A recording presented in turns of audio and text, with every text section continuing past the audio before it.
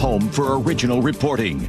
I'm Jennifer Kuiper. President Trump says the clock is ticking when it comes to ending the war with Iran. CBS's Linda Kenyon. The president said the media are wrongly reporting he is anxious to end the war. Trump posted, "Please be advised that I am possibly the least pressured person ever to be in this position. I have all the time in the world, but Iran doesn't." The president added Iran's Navy, Air Force, anti-aircraft, and radar weaponry are all gone, and so are Iran's leaders, while the U.S. blockade of the Strait of Hormuz is what he called airtight and strong. The National Transportation Safety Board says in a just-released investigative report that a firefighter in a vehicle hit by a plane at LaGuardia last month heard a warning to stop but did not know who it was for. Both pilots on the Air Canada jet died. In Africa, Pope Leo led one final mass before wrapping up an 11-day tour delivering a message of peace and hope. And on his way back to Rome, told reporters on the plane, "Sometimes we have diplomatic relationships with countries that have authoritarian leaders. We have the opportunity to speak with them on a diplomatic level, on a formal level. We don't always make great proclamations, criticizing, judging, or condemning." The pontiff has aired his views on the Iran war, which has drawn criticism from President Trump. Wildfires in southern Georgia have destroyed over 50 homes, including Brittany Quinn's in Atkinson. They wake up and go to school from a house, and then you pick them up and you have to tell them that they lost everything. Wildfires are also burning in portions of Florida, and more than 15 million people are under fire weather alerts in the central U.S. State-licensed medical marijuana has been reclassified as a less dangerous drug by Acting Attorney General Todd Blanche. The change does not legalize marijuana for medical or recreational use under federal law. North Carolina Republican Congressman Ralph Norman believes the administration is making a mistake. It's a gateway drug, Barna, and the other options other than marijuana.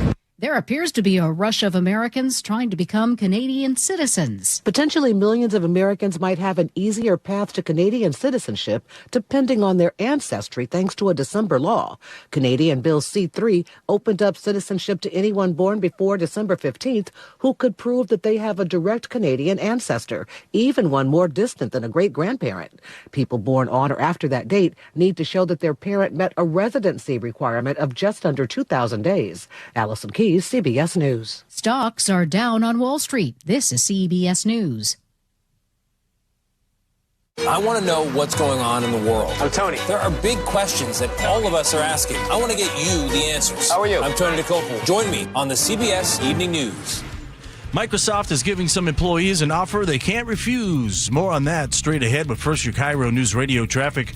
Over in Kirkland, southbound 405, just past Northeast 116, a collision blocks your right lane. Had a couple lanes blocked for a while, and you've got a 3-mile backup. It isn't a real packed backup, but you'll start to slow back near 160th. Linwood to Bellevue, though, at 40 minutes. That's a 25-minute delay. North 5 through Seattle has our usual backups at the West Seattle Bridge past I-90, and again from 520 across the Ship Canal Bridge. 15 minutes to get through all this. South 5, you're a little crowded from about 85th to the Ship Canal Bridge. Linwood to Seattle, 20 minutes. And through Tacoma, emergency repairs at the Tacoma Narrows Bridge has closed 2 right lanes, westbound 16 near mid-span. Also, the Jackson Avenue on-ramp to westbound 16 is closed at least through the weekend. This report brought to you by Seattle Sports. You can always listen to your favorite local sports content on the FM dial on 97.3 HD2. KIRO Newsradio 97.3 FM Northwest News. Now, the latest from KIRO Newsradio and mynorthwest.com. Good afternoon. I'm Nate Connors. Microsoft is offering voluntary retirement to some of its longtime employees. This is unheard of for a tech company. GeekWire estimates about 7% of the 125,000-person Microsoft workforce in the U.S. would be eligible. Last year, the company laid off about 15,000 employees. This voluntary retirement is considered a way to control costs while the company ramps up AI initiatives. Millions of dollars earmarked for homelessness have vanished in King County and the city of Seattle, and no one can say where the money went. KIRO News Radio's Luke Ducey reports the finding comes after a forensic audit, and now some leaders want a clean house. The audit found for some 5 years the King County Regional Homelessness Authority misplaced and misused $13 million, and now they're $45 million in the hole. King County Council member Rod Dembowski is now calling for the KCRHA to be dissolved. City Council member Maritza Rivera tells KIRO 7 TV the same thing. We need to take this seriously. We need to disband KCRHA. In a joint statement, Seattle Mayor Katie Wilson and King County Exec Gurmai Zahalai said they have directed the agency to inform all funders they're taking steps to clean things up. Luke Ducey, KIRO News Radio. One thing the audit did not find is any evidence of fraud or misuse of funds. Used electric vehicle sales are surging as gas prices climb. Cox Automotive experts say used EV sales have gone up 54% since February. The second half of March, it was like a switch. We were getting more and more calls every day. That's Genevieve Carter with Revolve Motors in Renton. She tells KIRO 7 sales are expected to keep rising as we approach summer. Well, you won't be able to take eastbound State Route 18 over Tiger Mountain for the next few days. WashDOT is doing the final paving and striping work on the highway, so all eastbound lanes will be blocked from Issaquah Hobart Road over to I-90 starting at 9 p.m. tonight until early Monday morning. Truck drivers are encouraged to use 405 and I-90 during the closure. That detour route can't handle larger vehicles. And now your KIRO News Radio weather. A warm and sunny trend starts today and the next week. 62 today, mid-60s Friday, and pushing 70 through the weekend. 51 and mostly cloudy in downtown Seattle right now, but we'll begin to clear out by mid-afternoon. I'm Nate Connors, KIRO News Radio. Your best source for local news, serving Western Washington and the world with the KIRO News Radio app. Always streaming live on your smart speakers. You're listening to KIRO News Radio, Northwest News. And now, it's time for the Jake and Spike Show on KIRO News Radio. With your hosts, Jake Skorheim and Spike O'Neill. Welcome to the Thursday edition of the Jake and Spike Show. I'm Spike O'Neill.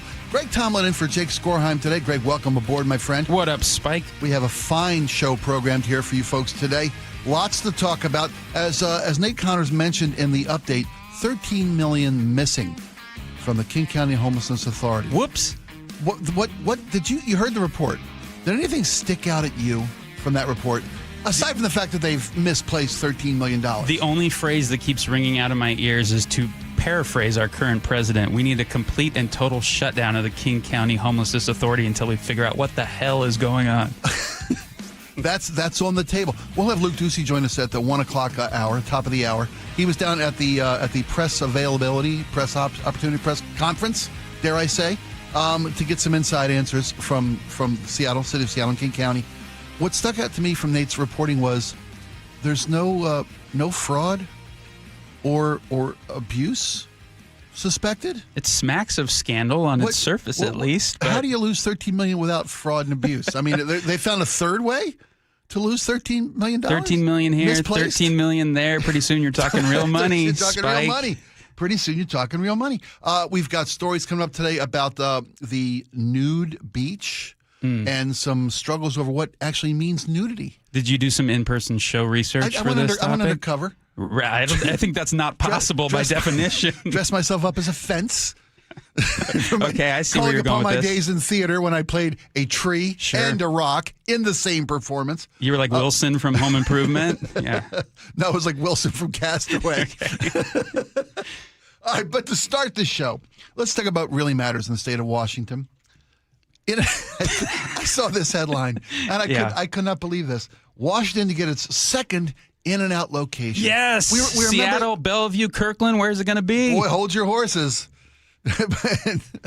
we were mystified. At least I was mystified. I understand the attraction of the In-N-Out franchise. It's a pretty good burger chain. California-based. It's spread across the West. Anthony Bourdain endorsed it. Did he really? Yeah, he's got a great little 5-minute video on YouTube about In-N-Out Burger. I love Anthony Bourdain. He was wonderful. Mm-hmm. Got to meet him one time. Got to converse with him.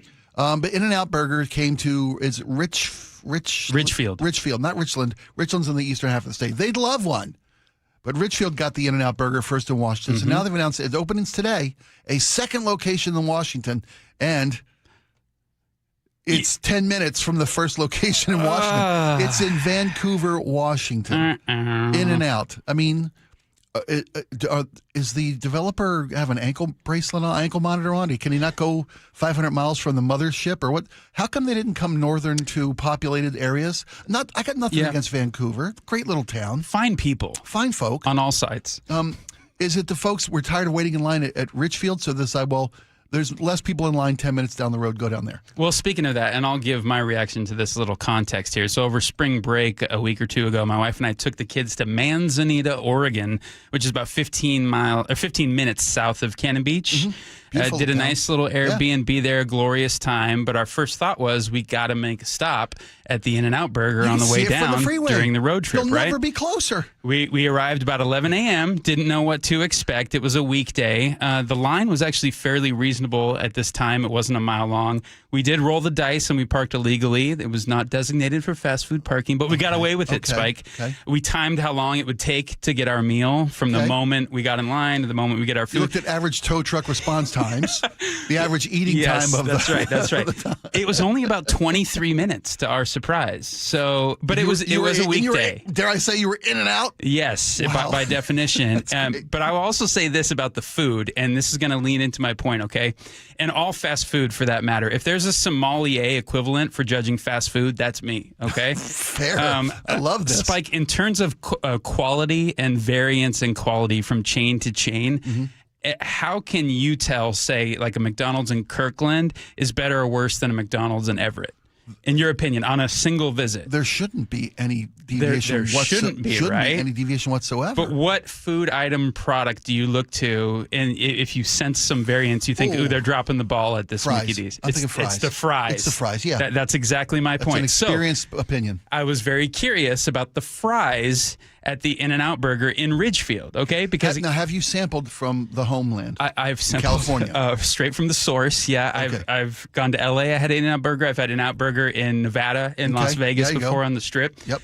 So I was very curious, and I know this for a fact. I think I can proclaim this: is that if you have a localized fast food chain that is very popular and does gangbusters, some of them are hesitant to grow and grow too fast, because you run into issues of quality control, right? Okay. The bigger you get and the more you have to be playing whack-a-mole with, you're not doing what our procedure calls for, and then the product generally comes down, and then you get a beef patty that hardly resembles beef anymore when you have got more patty 20,000 stores, right? Yeah. How much patty is in this? So I think In-N-Out is just slowly and steadily testing the waters of, can we keep this product, which is revered by millions of people at the highest level possible? Here was my disappointment, though, Spike, and this is my point. The fries were a little flippy-floppy. They were a little limp noodle-ish, and I was disappointed and thinking these need to be crispy, right? One of the things people love about In-N-Out Burger is their fries. Sure. And I'm thinking, I won't go to a burger joint that has bad fries. Now, I don't care how good the burger is. So granted, this was a limited sample size. It's one visit and 4 orders of fries, but they were not crisp, and it was a bit of a disappointment. And so I thought, I think they're just being careful with rolling out more and more stores, and they don't want to just go all up and down the West Coast and then into the Midwest willy-nilly for fear that the product suffers in the process. What do you make of that theory? I think it's got some legs. Some legs. It's crisp. That's a crisp analogy of the situation. If you break open the analogy, it's still fluffy inside. Oh, that's what you want, right? Steaming hot, yeah. But you're right about continuity. I think that the fact the second location is so geographically close to the first is a distribution issue. Yes. I mean, you can service two with relatively little increase in expense to service these two locations so close together and still servicing the Portland metro area in all reality, right? I mean, because if you throw one, of course we'd love one in Seattle or Bellevue or Issaquah or Everett or Linwood, you name it, Tacoma. Blindfold, put a pin in the map. They'd love to have an In-N-Out. But that's quite a haul for the supply chain to get to one location this far off the beaten track. When they do come to this region of the state, and they will, it's inevitable. I think so. Successful franchise. It's very popular. It's much in demand. They'll cluster. They'll give us 3. I bet when they do announce, they'll announce 3, because this opened relatively, 6 months since the first recent, location? Yeah. So I guarantee you August, they expand and cluster, right? I would hate to see the In-N-Out business kind of put a hindrance in the Dick's Drive-In and the Burgermaster business, though. Speaking of which, there's a new Burgermaster opening in Issaquah. I think it even might be open, but they took over the big XXX root beer place. Root beer right off the 90. I'm really excited to go there. Huge Burgermaster fan. Because they lost the location in Kirkland. Didn't they? Is that still? No, I think that's still operating. They lost another location. I'm not sure where that was. Maybe the Seattle one. I knew that. Well, the Aurora Avenue is still there. I think there's one in Linwood or by Mill Creek. I'm with you on the Burgermaster, and for me, it's we weren't going to spend so much time. Spike, look at us. We were going to spend so much time. We were going to talk about other issues, but once Greg and I start talking food, folks, too bad we only got 3 hours. We'll do rock and roll next, and then we'll make it right up to the 3 o'clock hour. Done. I love the drive up, the car hop aspect of Burgermaster, and In-N-Out's great. A good burger is a good burger is a good burger, no pun intended. The car hop experience is Americana that's going the way of the covered wagon. It's Ron Howard and Richard Dreyfuss. It's American Graffiti. Yes. It's Harrison Ford. Go watch that movie tonight. But I agree, completely gives me all the feels. And I would hate to see that experience go away. I love the drive-in burger experience. I remember taking my kid and friend of hers to Burgermaster for the first time when they were 7, maybe 8, maybe 9-ish. And my kid had never experienced car hop service and was just, when did they start this?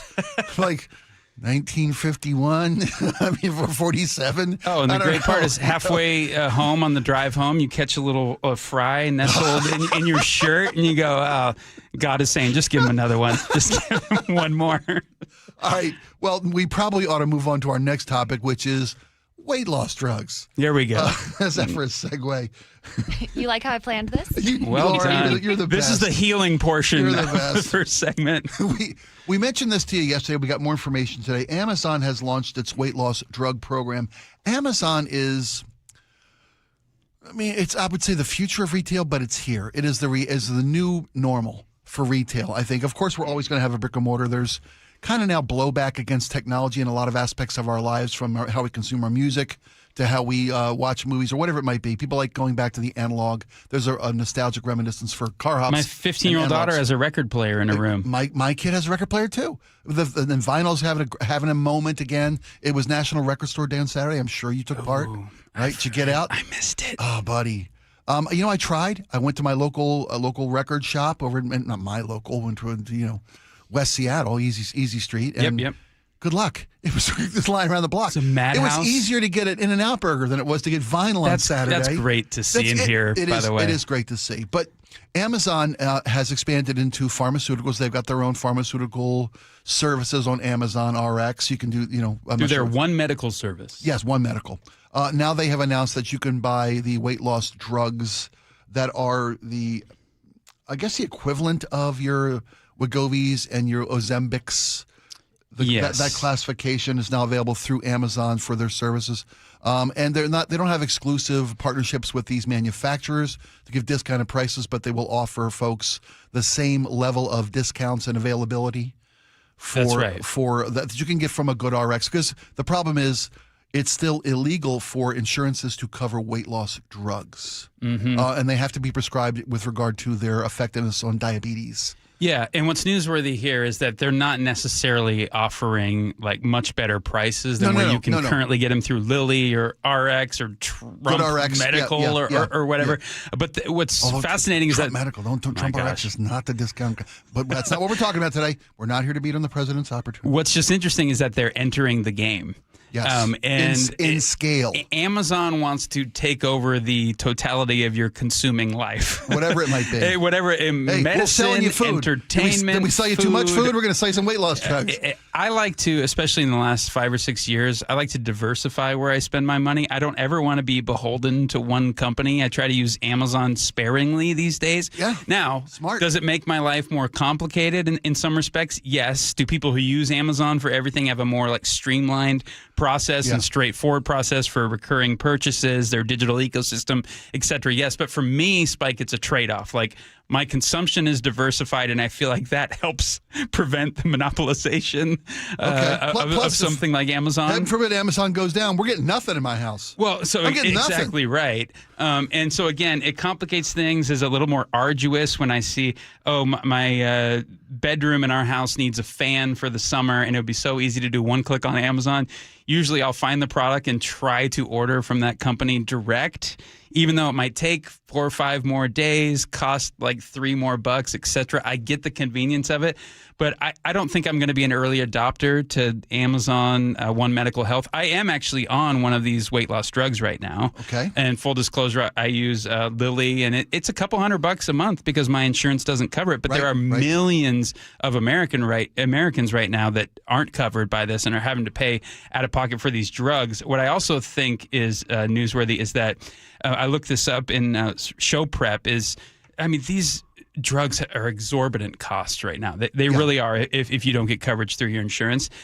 I guess from my understanding, the generic versions are these because the patent needs to sort of run out. Yeah, basically there's a time limit on patented drugs when they become available for generic reproductions. And you know this, right? And again, from my understanding, it's that companies put so much into R&D and just spend millions and millions and millions of dollars up front to develop these drugs that when they finally go public with them, they've got to recoup a lot of that cost. And then we say, hey, now's the time you can make a ton of profit because you took such a big risk up front. Right. The analogy is the second pill costs $2. The first pill costs $52 million. Yes, so exactly right. And those windows of exclusivity help recoup those R&D losses. But so if you're thinking, I want to sit on the sidelines now and wait because I just can't afford these drugs and no one has done any kind of earth-shattering discount on these yet, the year 2031, 2032 is when you're going to start seeing the generic versions of these roll out, and costs are going to be cut at least by 50%, 60%, perhaps even more. Currently, they can be as many as $1,400, $1,500 a month. Yeah, for the name brand depending of on these. dosage. And there are like products of this iteration of weight loss drugs, and you can get them for anywhere from a couple hundred to a little less a month or more, a little more in that ballpark average. Yeah. The Trump administration had made an announcement. They're trying a pilot program to help get enough insurance companies brought into a pilot program that would allow Medicare to offer these drugs to their Medicare members.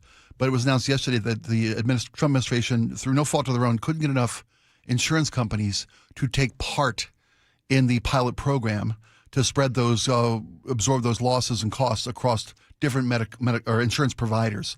So that program's not available. They hope to keep pursuing making because again, it's illegal for Medicare to cover weight loss drugs. They have to be pursued through the other medical benefits of the Ozempics or Wegovys or derivatives with regard to diabetes treatments, which boggles my mind because since most of our health issues in this country, I think it's safe to say most of whatever it may be, whether it's coronary, whether it's respiratory, whether it's diabetic, they're all because of the nation's obesity problem.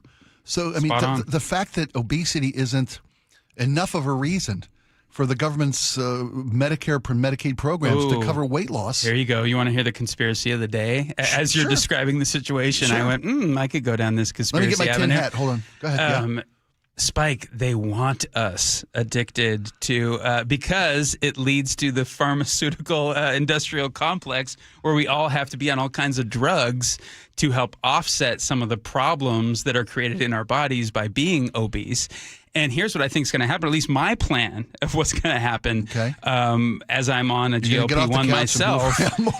And I'm not quite I'm not quite at that level where people are noticing the weight loss, but I've dropped 23 pounds in 2 months. And if I keep that up, I'm probably going to be, 60, 70 pounds down in like 7 months. I love and this. I'm actually on another medication because I'm obese, and I'm hoping I won't have to be on that medication anymore. That's beautiful. Nor will I have to hopefully continue to take the GLP-1 I'm on. I know a lot of people kind of roller coaster, go back and forth and stuff. It's a yo-yo type drug. But my idea is I got to get healthier just to save myself some money.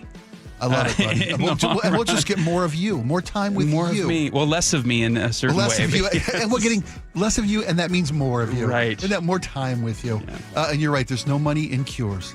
There's just money in treatment. My grandma had a pillow on her couch. Had that it stitched in right there. What's the face shaver called? Gillette or something? Yeah. and they realized they couldn't make any money by selling the shaver, but all the money was made in replacing the blade. You have to have things coming in perpetuity and a constant dependence. We work for them, on people. reordering.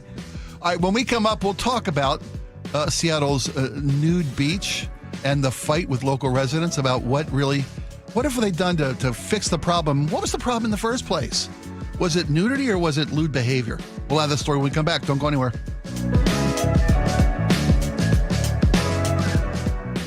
KIRO News Radio, the first place you turn for the news you trust. ICE agents have now been deployed to 14 airports across the country. Traffic. Did they open lanes? They just reopened all lanes of northbound I-5. Engaging conversation. If he ends this right now, it only emboldens Iran. That's a big, big mistake. And your Super Bowl champion Seahawks. A one-hander!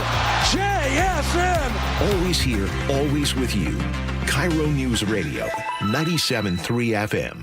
This is Congresswoman Marilyn Strickland. I'm working to lower costs, grow the middle class, keep us safe, and defend our freedom. I'm also here to help you with the IRS, Social Security, Medicare, the VA, passports, and more. We've recovered over $16 million for taxpayers and look forward to helping you.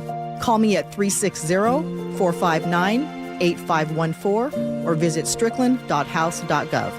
Paid for by official funds authorized by the House of Representatives. Sully here. I help commuters get around. And look, you know the first key to a good commute? A car that starts in the morning. That only happens when it's serviced regularly and repaired correctly. That's why I recommend Bucky's Complete Auto Repair. They've been keeping neighbors rolling for over 50 years. Honest work, fair prices, and zero guessing about that check engine light. And you know it's going to come on. So take it to Bucky's. Your car and your commute will thank you. Visit Bucky's.com. That's Bucky's.com. You know, Mother's Day is coming up fast, folks. And as you celebrate everything about Mom, take a moment to think about what Mom's life deserves. What's next? And for those of us considering assisted living or memory care, consider Aegis Living. In fact, why not take the opportunity to schedule a visit to Aegis, an Aegis Living location near you? Bring Mom, join us for lunch, take a tour. There's no obligation. When you visit Aegis Living and an Aegis Living community near you, you're going to say this must be the place, because it is. Visit today. Go to aegisliving.com/spike to book a tour. That's aegisliving.com/spike. Deep to right field. Going. Goodbye, baseball. At T-Mobile Park, you've always got the best seat in the house. But for a view that's a real home run, check out right field. Make that the dump yard. Sure, it's a great spot to see our fearless outfielders fly, dive, and slide. Wow! Victor Robles makes the catch! But you might get to flash some leather too, because the forecast in the dump yard always calls for rain. Raining big dumper home runs, that is. Number 60, the magical tour of Cal Raleigh just continues. Mariners baseball. Trident's up. Score seats for less than $12 on select dates all season long with Mariners Value Games, including the upcoming series against the Braves, May 4th through 6th. Plus, check out the expanded Mariners Value menu and beer lineup, featuring 36 items and available every game. Get your tickets and check out all the value options at mariners.com/value. The future of home comfort is here. The new Carrier Infinity system delivers premium home heating and cooling with innovative filtration for healthy air and over-the-air software updates that help optimize performance. Carrier, for the world we share.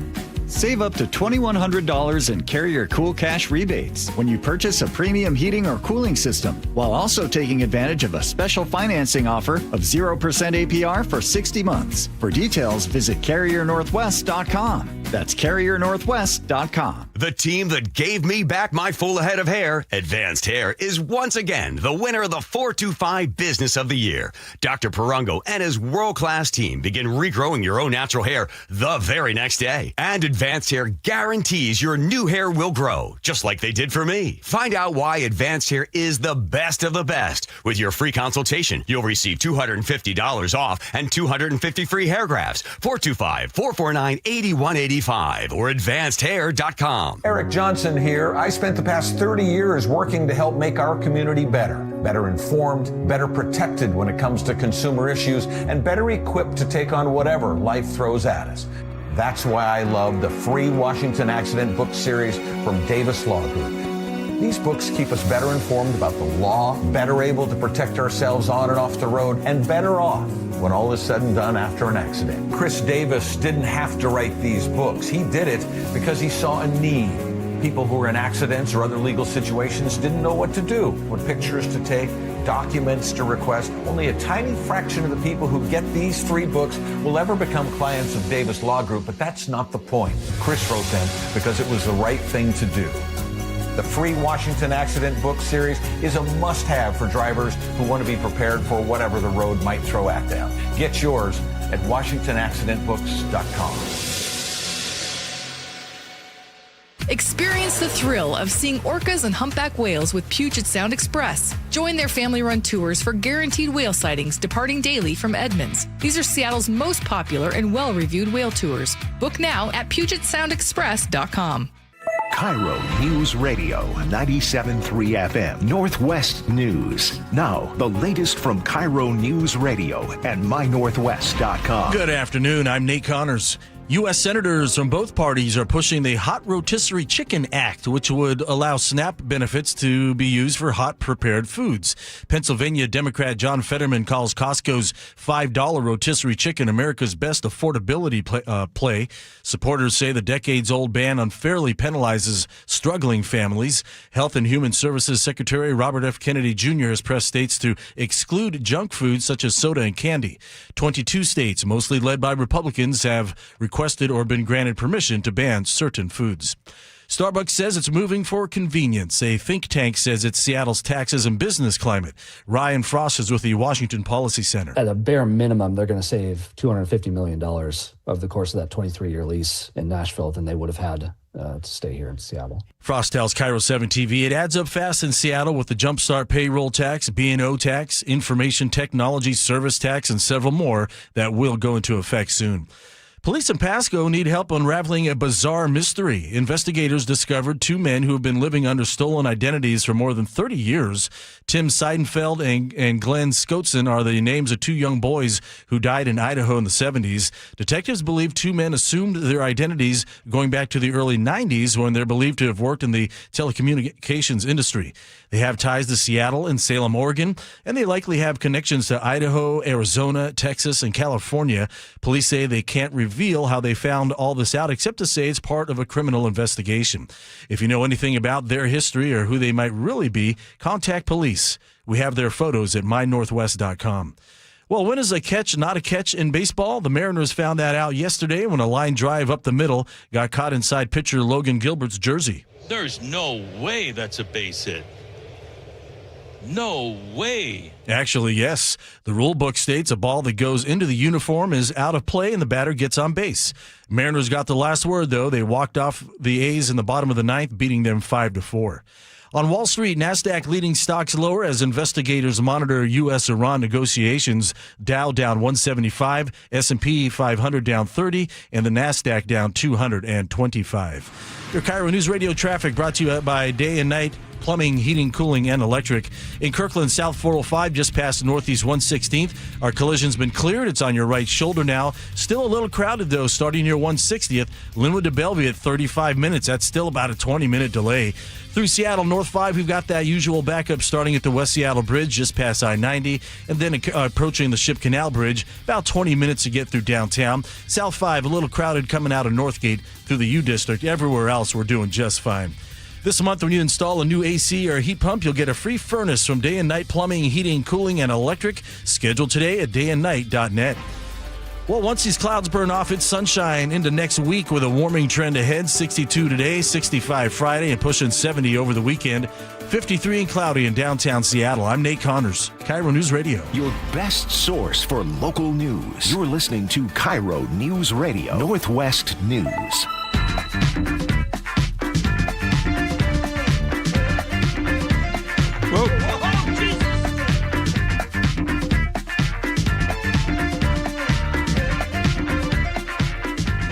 Jake and Spike Show, Greg Tomlin and Spike O'Neill here. Spike, he's back! For those watching on the live stream, Spike just made a fashionable entrance, I think is the way to put it. I'm fine. You're okay. For you guys who don't watch the YouTube channel, by the way, you are missing out. because I just missed my chair. Are you really okay, though? I'm fine. Okay, good. That was graceful, wasn't it? I would like to say, Laura, we always wonder what we do in times of great challenge or difficult crisis. Fight, I will say freeze. Laura was the first one to leap up. I was thinking, how do we get the show back on? Laura was thinking. Well, at least someone was thinking about the show. Spike safety. So for you folks playing along at home, we come back. I was outside talking to Aaron Granillo, getting some of the latest updates on the latest headlines of the day, confirming with Luke Ducey that at 1 o'clock we'll cover the $13 million missing from the King County Homelessness Authority. And realized that Nate was wrapping up the newscast. It was time to come back here and start the show. So I tried to simultaneously sit down and turn on my microphone. My chair has wheels. And as I plopped speaking of the last break about burgers, I plopped my ample backside into my chair. It moved and left the target area. The hemisphere. The target zone. For you folks, remember how SpaceX picks a spot and they land right there? This went horribly wrong. This was your Artemis 3, yeah. I put the miss in Artemis 3. Nicely done. Anyway, the chair went flying, and I took to the floor. Wow. And took out the garbage bin. And I'm laying on the floor. Greg, you want to open the segment? Wow. It's never a dull moment when I get the chance to fill in on the Jake and Spike glad show. You're here, buddy. Can we get engineering here to put some bolts on my floor for the chair here? That'd be great. Well, we've postponed as long as we could. We have to talk about it now. I guess so. Okay, so advocates for Seattle's longtime unofficial nude beach, that's of course being Denny Blaine Park, asked King County judge this week, the judge that declared that clothing should be required at this local iconic stronghold. I'm not trying to be pejorative or onerous. It's a staple of the Seattle LGBTQ plus community, has been for a long, long, long time. Local residents objected to the nudity at the beach, but more importantly, the activity at the beach. Last year, a judge, I think it was August, ruled that the beach, the park, I should say, the park, Denny Blaine Park, had to be segmented into clothing required section, and there was still a clothing optional section. And this was a response to a lawsuit that neighbors filed. A complaint about the activities. Mm-hmm. And again, it wasn't so much the nudity as was the activities, the reports and confirmed reports of drug use and lewd activity at the park. So fences were put up, signage was put up. And that community, and there was one particular neighbor who had the property, the very expensive and valuable property adjacent to the park, who spearheaded the campaign to have this park rezoned to eliminate the nudity. At one point, he offered it. Wasn't there the offer of to voluntarily fund a playground structure? Yes. Oh, okay. They wanted to drop some jungle gyms and monkey bars and swings, which would kind of automatically rezone the area. Yeah, within 500 feet of where children are designated to play. So charitable. You're trying to get a little creative. Yeah. Right. So, but the judge in the case recognized that this was a very important cultural part of Seattle, given its relationship and its history with the LGBT plus community, and the fact that it was one of the few, if only, nude beaches in Seattle park system.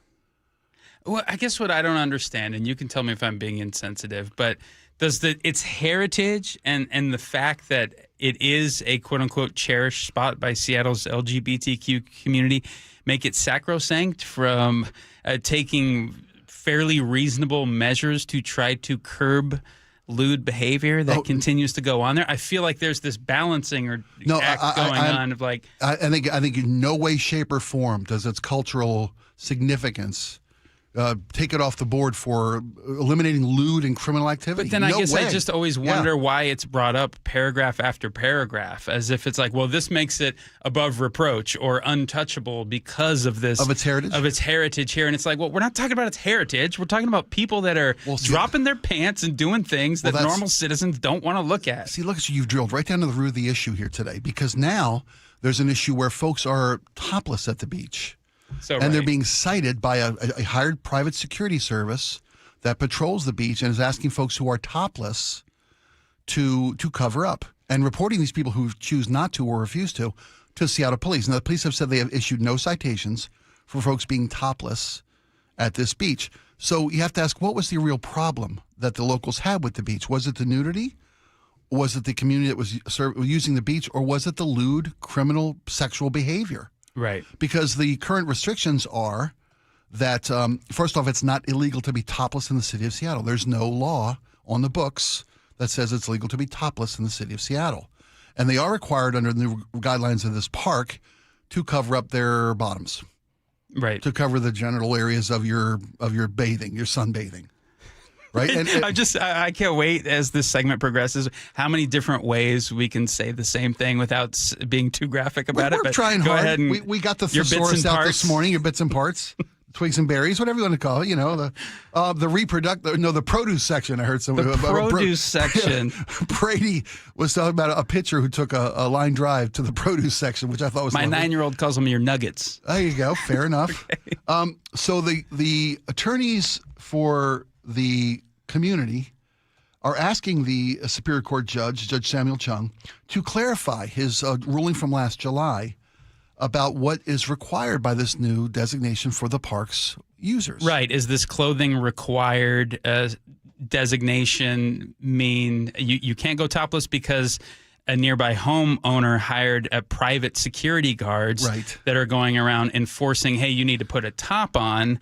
And the understanding was, we thought this just meant no bottom parts could be exposed. So they're looking for clarification. Is this too ambiguous or not? Well, again, so I asked back to my original question. What was the problem? Was it the sex and the drugs, which should be addressed and ended? No questions asked. Because there have been no reports of any lewd behavior. There have been no reports of drug use down there. The issues are folks being topless down there. Right. So they're asking for clarification. So what was your beef with people being topless? Was it the nudity at large that was your beef? Because there wasn't enough beef on that. They had to go to, we want to stop the drug use, we want to stop the sexual acts. And that seems to be stopped, and that's not good enough anymore. I think it's perhaps that often one leads to another, maybe. And the more you are lackadaisical with just kind of open nudity, the more chance you're going to have of the behavior that seems to, in a lot of cases, naturally follow just being nude in public. And it's not, as some people like to think, just, I'm a child of the earth and I just like to live free and not have any restraints. I try to be like Adam and Eve in the garden before the fall. But then the fall showed up, and we're not talking weather, right? No, seriously. Yes. But there have been no cases of sexual activity. There's no, at least not from the reporting we're seeing in this story. Well, there hasn't been this. They're still doing drugs. They're still having sex acts. What the security guard is complaining about is just that the toplessness now is also. That's not covered up enough. I just don't know if I see any end in sight here, Spike. I don't know how this all gets wrapped up. Or is this just a fight that we were going to have year over year? And restrictions will be pushed a little bit this way, and then they'll be eased a little more. And it's just by the nature of the subject matter, is it just something that's, unless they shut the whole thing down eventually? That's what the neighbor wants. Right. That's what. But the city itself and the community that uses this facility, this public park, they want to have the access to the topless beach. And that's all they're asking for now, is to maintain the toplessness of this beach. They've conceded no one wants their genitals exposed. No one wants to see the drug use and the sex acts. That's unwelcome to anybody that takes part in this. And that's been accomplished. So I guess what we need is some clarity from the judge and from the neighbors. What's enough? What's enough for you? Who's calling balls and strikes? Well played. Well played. All right, I think we've exhausted our lexicon of innuendo. Thank you. No problem. I appreciate working with you. Thanks for your help with the emergency on spike cleanup on L2 earlier. Okay, when we come back, hey neighbor, are you Canadian? Would you like to be? Have you thought about dual citizenship? Well, if you've got Canadian ancestry, it might be closer than you think. We'll have that story when we come back. It's Jake and Spike Show with Greg Tomlin.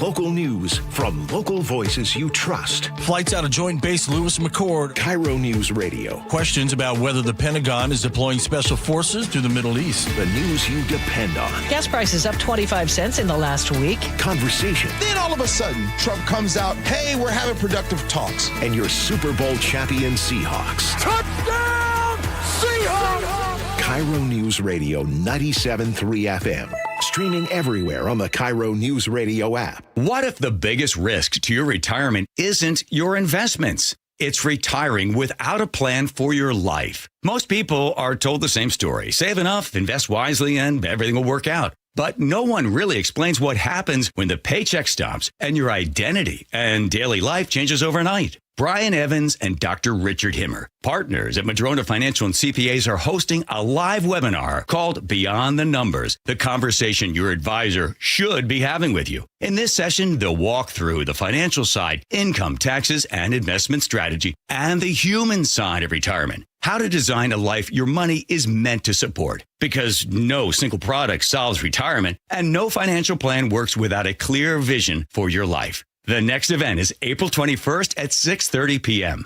To register, visit madronafinancial.com/events or call 833-673-7373. And be sure to catch Growing Your Wealth, Saturdays at 9 a.m. Now is your time to get into a new D.R. Horton home by taking advantage of its National Red Tag Sales event going on right now through Sunday, May 3rd. Stop by any of its participating communities and find select Red Tag homes at incredible pricing. So whether you're buying your first home or looking for an upgrade, you don't want to miss the Red Tag Sales event going on right now. Discover the D.R. Horton difference. Visit drhorton.com. D.R. Horton, America's builder, an equal housing opportunity builder. If you're a homeowner looking to replace your comfort system, there's only one call you need to make. That's the Home Comfort Alliance, especially right now. As a Carrier Factory authorized dealer, they meet the highest standards for training, installation, and customer satisfaction. John Curley here. Efficiency, reliability, and quiet performance matter. Right now, when you upgrade to a Carrier cooling system, you get a heating system free. And they make it so easy with a 60-second price estimator. Visit HomeComfortAlliance.com now. That's HomeComfortAlliance.com. Be advised, this is your opportunity to save up to 40 to 80% on a hot tub or swim spa. This weekend only, Friday through Sunday, Washington State Fairgrounds Event Center. Be advised, this is your opportunity to save up to 40 to 80% on a hot tub or swim spa. This weekend only, Friday through Sunday, Washington State Fairgrounds Event Center. 18-month interest-free financing. Our factories have demanded we sell 1,000 hot tubs and swim spas this weekend. Washington State Fairgrounds Event Center. Huge factory incentives, factory rebates. This weekend only, Washington State Fairgrounds Event Center. We can remove your old hot tub. Free delivery of your new hot tub. Deep discounts. Washington State Fairgrounds Event Center. Free delivery of your new hot tub. Just relax and enjoy. Washington State Fairgrounds Event Center. Friday, 2 p.m. to 8 p.m. Saturday, 10 a.m. to 8 p.m. Sunday, 10 a.m. to 6 p.m. Free admission. Free delivery. Washington State Fairgrounds Event Center. Call 833-SPA-SALE or visit hottubandSwimSpaSale.com. Guys, did you know your testosterone affects everything in your system, including how you feel and perform every day? Right now, Revive Men's Health Seattle will check your testosterone for free. Knowing your T levels is the first step in understanding if you have low T. Your testosterone level impacts your energy, libido, sleep, weight, hair loss, mood, and even ED. Maintaining an appropriate T level can change your whole life. Most men start to see changes in their hormone levels in their 30s. Experience and results matter. So what are you waiting for? Get your T levels checked today by local, experienced, and trusted men's health experts. They've helped thousands of men since 2011. They're so confident they can help you, they even guarantee it. Call Revive today and schedule your free testosterone test, free exam, and free consultation. Call Revive Men's Health at 206-529-1111. That's 206-529-1111. Or visit ReviveMen'sHealth.com. Progressive knows you think the grass is always greener. Like maybe you ride a motorcycle. But today, it's raining. So you wish you had an RV. But if you did, you'd have to listen to some guy parked next to it at a campsite plays acoustic guitar. Now, before you start wishing you had a boat, remember, your brother-in-law would invite himself every weekend. Permission to come aboard, Captain? But one thing that is greener is the money you could save when you bundle your RV, boat, or motorcycle with your home or auto with Progressive. Progressive Casualty Insurance Company affiliates and third-party insurers. Not available in all states or situations. Help DEA keep our communities safe and healthy by participating in National Prescription Drug Take-Back Day, Saturday, April 25th. Take action right in your own home by cleaning out your medicine cabinet of unneeded medications. Keep them safe, clean them out, take them back. Find a collection site near you at DEATakeback.com. Do your part to lower overdose deaths and prevent prescription drug misuse before it starts. That's DEATakeback.com. How does your roof look after this winter? Justin Shirley, CEO of State Roofing and Exteriors. Spring into action today. Save $3,000 on a new roof, siding, deck, or windows. Call 866-ROOF-ROOF or visit stateroofing.com.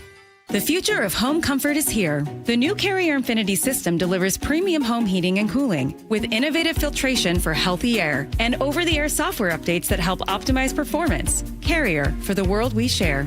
Save up to $2,100 in Carrier Cool Cash rebates when you purchase a premium heating or cooling system, while also taking advantage of a special financing offer of 0% APR for 60 months. For details, visit CarrierNorthwest.com. That's CarrierNorthwest.com.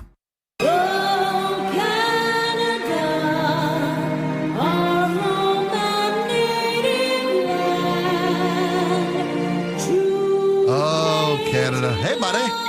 Should I remove my hat while this is playing? No, because I might be Canadian, Spike. Do you have some ancestry? I don't know. Well, it's worth finding out. Here's the story, folks.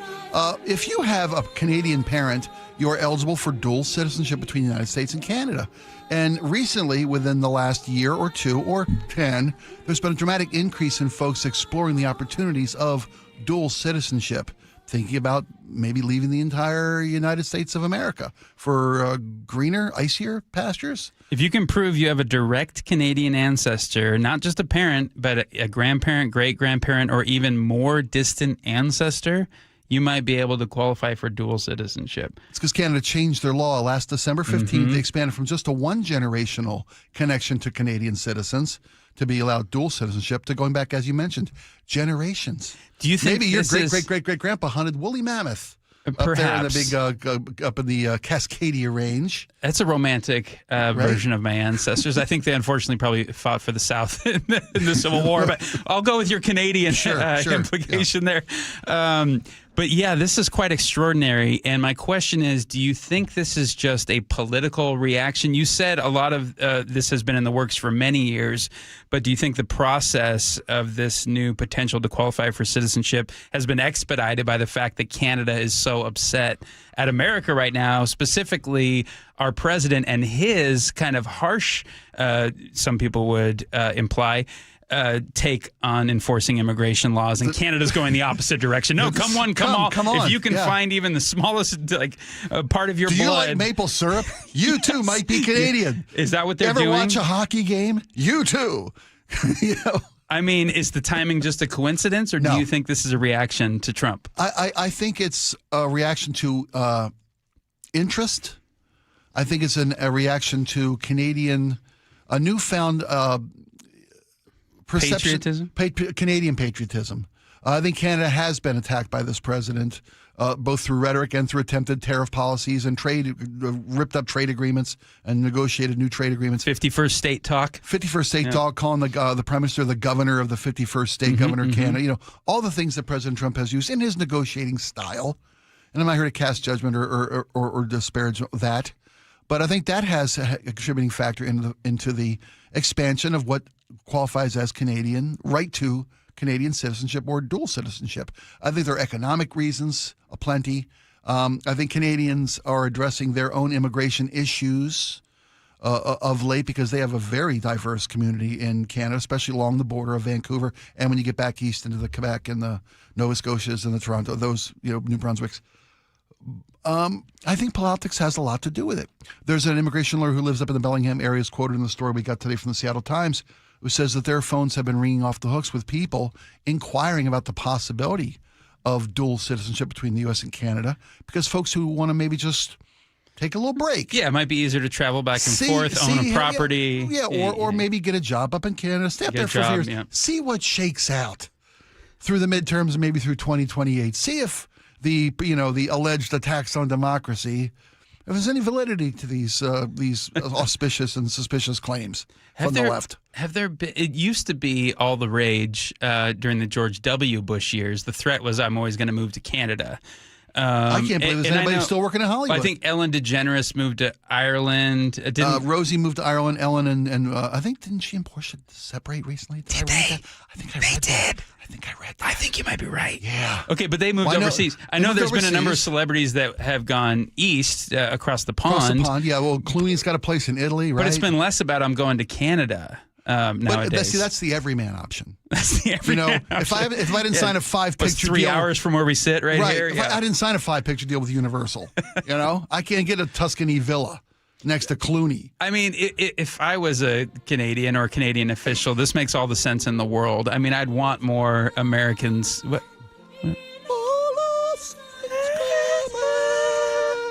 Great anthem, by the way. Keep going. I was doing the third. Oh, Silly Flag, great anthem. Okay. I thought you were going to play Blame Canada by Matt Stone and Trey Parker. It's not clean. Blame Canada. No. Hey, buddy. With all their beady little eyes and flapping heads so full of lies. Blame Canada. Do you remember the Cascadia push?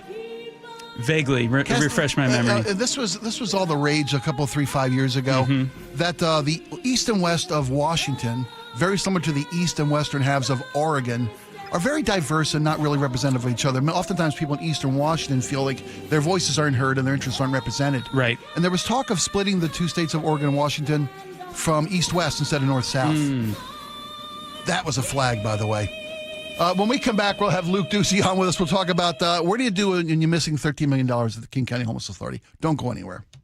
KIRO News Radio, the first place you turn for the news you trust. ICE agents have now been deployed to 14 airports across the country. Traffic. Did they open lanes? They just reopened all lanes of northbound I-5. Engaging conversation. If he ends this right now, it only emboldens Iran. That's a big, big mistake. And your Super Bowl champion Seahawks. A one-hander!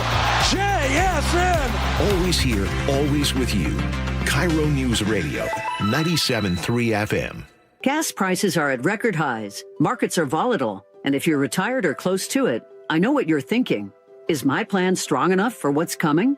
Most financial plans aren't built for times like these. They're built for the good times, and that's a problem. That's why one of the Northwest's best-known retirement attorneys, Rajiv Nagayach with LifePoint Law, is personally leading seminars where you'll learn why the planning you've already done may not be enough and what a real retirement plan looks like when your healthcare, housing, legal protection, and finances all work together. No sales pitch, no obligation, just 90 minutes that could change the way you think about your future and give you the peace of mind that you won't run out of money or become a burden on your family. Attend a free LifePoint Law retirement seminar in Puyallup on May 5th, Federal Way on May 6th, Bellevue on May 7th, or Linwood on May 12th. Seminars begin at 6:30 p.m. Seats are limited, so register now at lifepointlaw.com. That's lifepointlaw.com. I just can't dig it. Dig what? My water line. Needs replacing? And I don't want digging in my yard. And maybe your driveway. Can't dig it. Don't dig it. But how do you? Apollo Plumbing replaces water lines without digging up your yard. You're Dan. From the Ready Right Now plumbers. Apollo Plumbing. Our trenchless technology replaces water and sewer lines. Without digging up my yard? 2 little holes is all it takes. Sounds better. Faster, too. And my yard? Like we were never there. Sounds spendy. Not so much. Oh? In the end, about the same as that messy digging you don't want. How do you figure? Think about that landscaping you love. Yeah? Trenchless means you won't be paying to replace it. Or my driveway. We run everything underground. Trenchless? Do them all the time.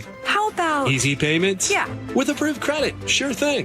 When can you get started? We are the Ready Right Now plumbers. Love that. Apollo Plumbing, trenchless waterline replacement. Sewer lines, too. Can you dig that? That I can. ApolloPlumbing.com. Trying to figure out assisted living for a parent or a loved one while life keeps moving full speed? It's tough. Hey, it's Spike O'Neill. Here's what I wish someone had told me sooner. Aegis Living.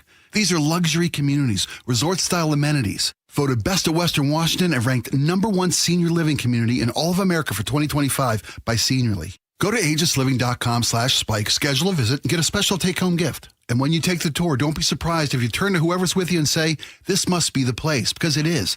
aegisliving.com/spike. 511 is now part of Seattle in the South Center Mall. It's more than a brand, it's a lifestyle built on reliability and performance. Whether you're on duty, on the trail, working out, or out for adventure, 511 delivers purpose-built clothing, bags, and footwear that stand up to the toughest demands. 511 gear is trusted by those who never settle for less. Choose 511 and live ready for anything. Are you ready to discover your 511? 511, now part of Seattle in the South Center Mall. Hey, it's John Curley with my friend Bob Stelton. Hey, Bob, you had a hip issue just like me. You went to see Dr. Mark Wagner at Seattle Sports for Regenerative Medicine. What did he tell you? You got a torn labrum, you got a frayed ligament, you've got arthritis developing. He said, this isn't going to fix everything, but it will go a long way. I was walking around at about an 8 pain level. I couldn't walk that far before the pain would kick in, and it was impacting my workouts and just really impacting my day-to-day stuff beyond jiu-jitsu. So, just like me, Dr. Wagner does stem cell on your hip. How you feeling now?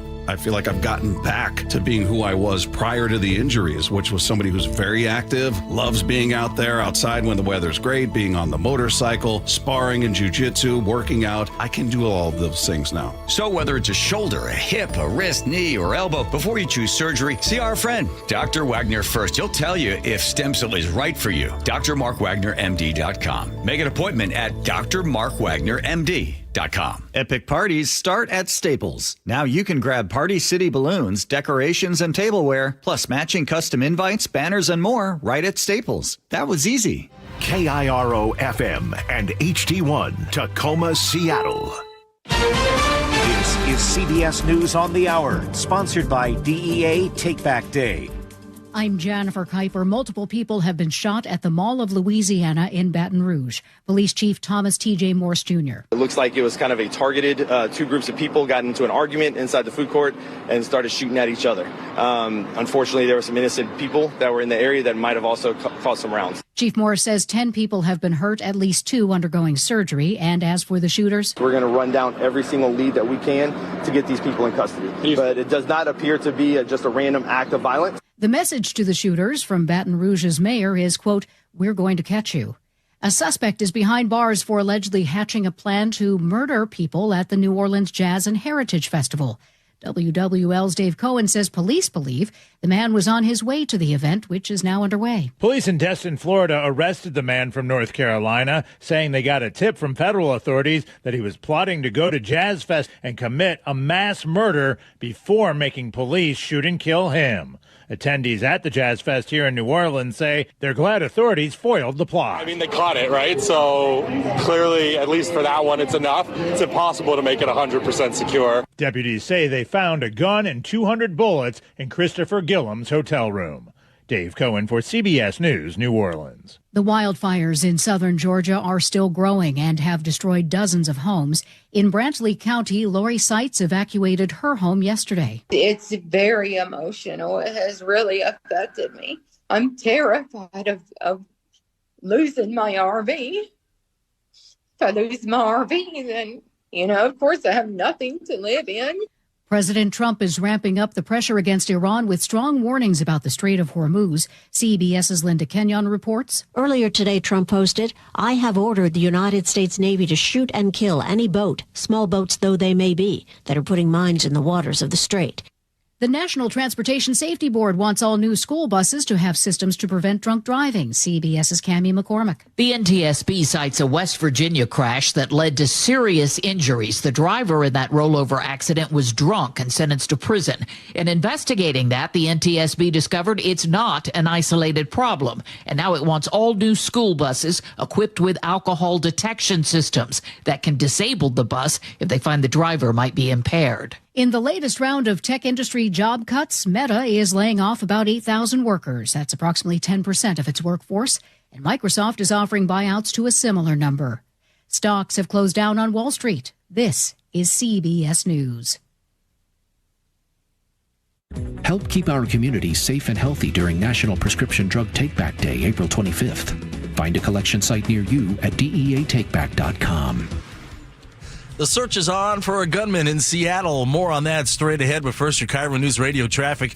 We're looking good across the map right now, and we do have our typical backups through downtown Seattle to get through. In North 5, that means you're heavy from the Michigan curve just past I-90, and then again from 520 across the Ship Canal. So it's about 20 minutes through downtown. South 5, it's crowded coming out of Northgate through the U District. 20-minute commute from Linwood into downtown. South 405, we're getting thick through Factoria, and northbound 405 off and on slowing from South Center through the Renton S-curves. This report brought to you by the KIRO Newsradio App, and text the app to 888-973-5476 to download the KIRO Newsradio App, listen to your favorite shows, and get the latest news and updates sent straight to your phone.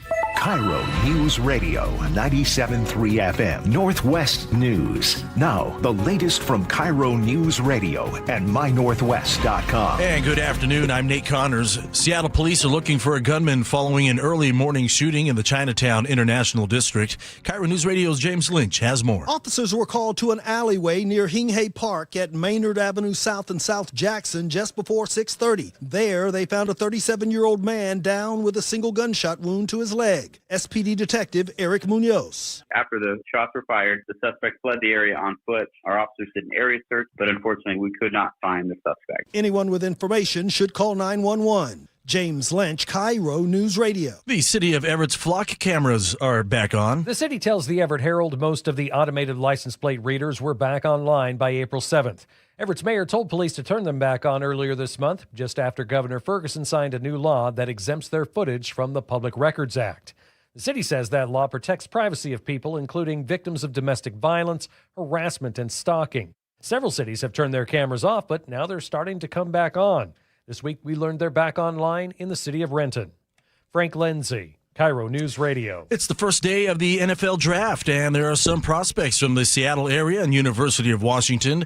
Oliva Vega Ioane went to Graham Kapowson High School. He's now a guard at Penn State. And Denzel Boston graduated from Emerald Ridge High School in South Hill. He's a wide receiver for the Huskies. Both could be first-round picks. There are several others from the University of Washington who analysts predict could hear their name called out in the draft. You can find that list and more predictions on mynorthwest.com/sports. The Washington Department of Transportation says it's on schedule to wrap up work on the Ship Canal Bridge just in time for the World Cup. We're making really good progress, and we do plan to be open by Monday morning, June 8th. WashDOT's Tom Pierce says all lanes of North 5 will open for the duration of the World Cup games in Seattle. Work will restart, and the lane reductions will return in July. And now, check out your KIRO News Radio weather. Our updated forecast keeps the clouds around a little longer this afternoon, turning partly cloudy and a high around 62. Mostly sunny Friday, though, and 65, and sunshine near 70 through the weekend. Cloudy and 53 in downtown Seattle. I'm Nate Connors, KIRO News Radio. Your best source for local news, serving Western Washington and the world with a KIRO News Radio app. Always streaming live on your smart speakers. You're listening to KIRO News Radio, Northwest News. And now, it's time for the Jake and Spike Show on KIRO News Radio. With your hosts, Jake Skorheim and Spike O'Neill. Welcome back to Hour 2 of the Jake and Spike Show. I'm Spike O'Neill with Greg Tom and Laura, our producer. Do you have the video ready, Laura? I sent it over to our social team, but I gave it a quick edit. Okay, so if you missed us, if you weren't with us last half hour when I fell on my bottom trying to find a chair, it was hilarious pratfall slapstick comedy. It was touch and go last hour. I will say, Spike, look, and here's what I want. Everything I touched was gone. Here's what all the listeners should do immediately. Go to youtube.com, type in KIRO Radio, and you'll see a little banner there that says the Jake and Spike Show Live. This took place about 30 minutes into the broadcast, and here's a little quote I want to hit you with. The actual timestamp, is it? It's about 30 minutes into the show. 28:17. Oh, okay, there you go. I will just say this. I don't know where this quote is, or who this quote is attributed to, but character isn't revealed in comfort. It's forged and exposed in pressure. And when pressure is applied, masks fall off and what's beneath becomes impossible to hide. So as you were falling, it felt like it was in slow motion. And Laura, me, and Nate were in the room. And it's going to be like the Zapruder film. People need to dissect it frame by frame.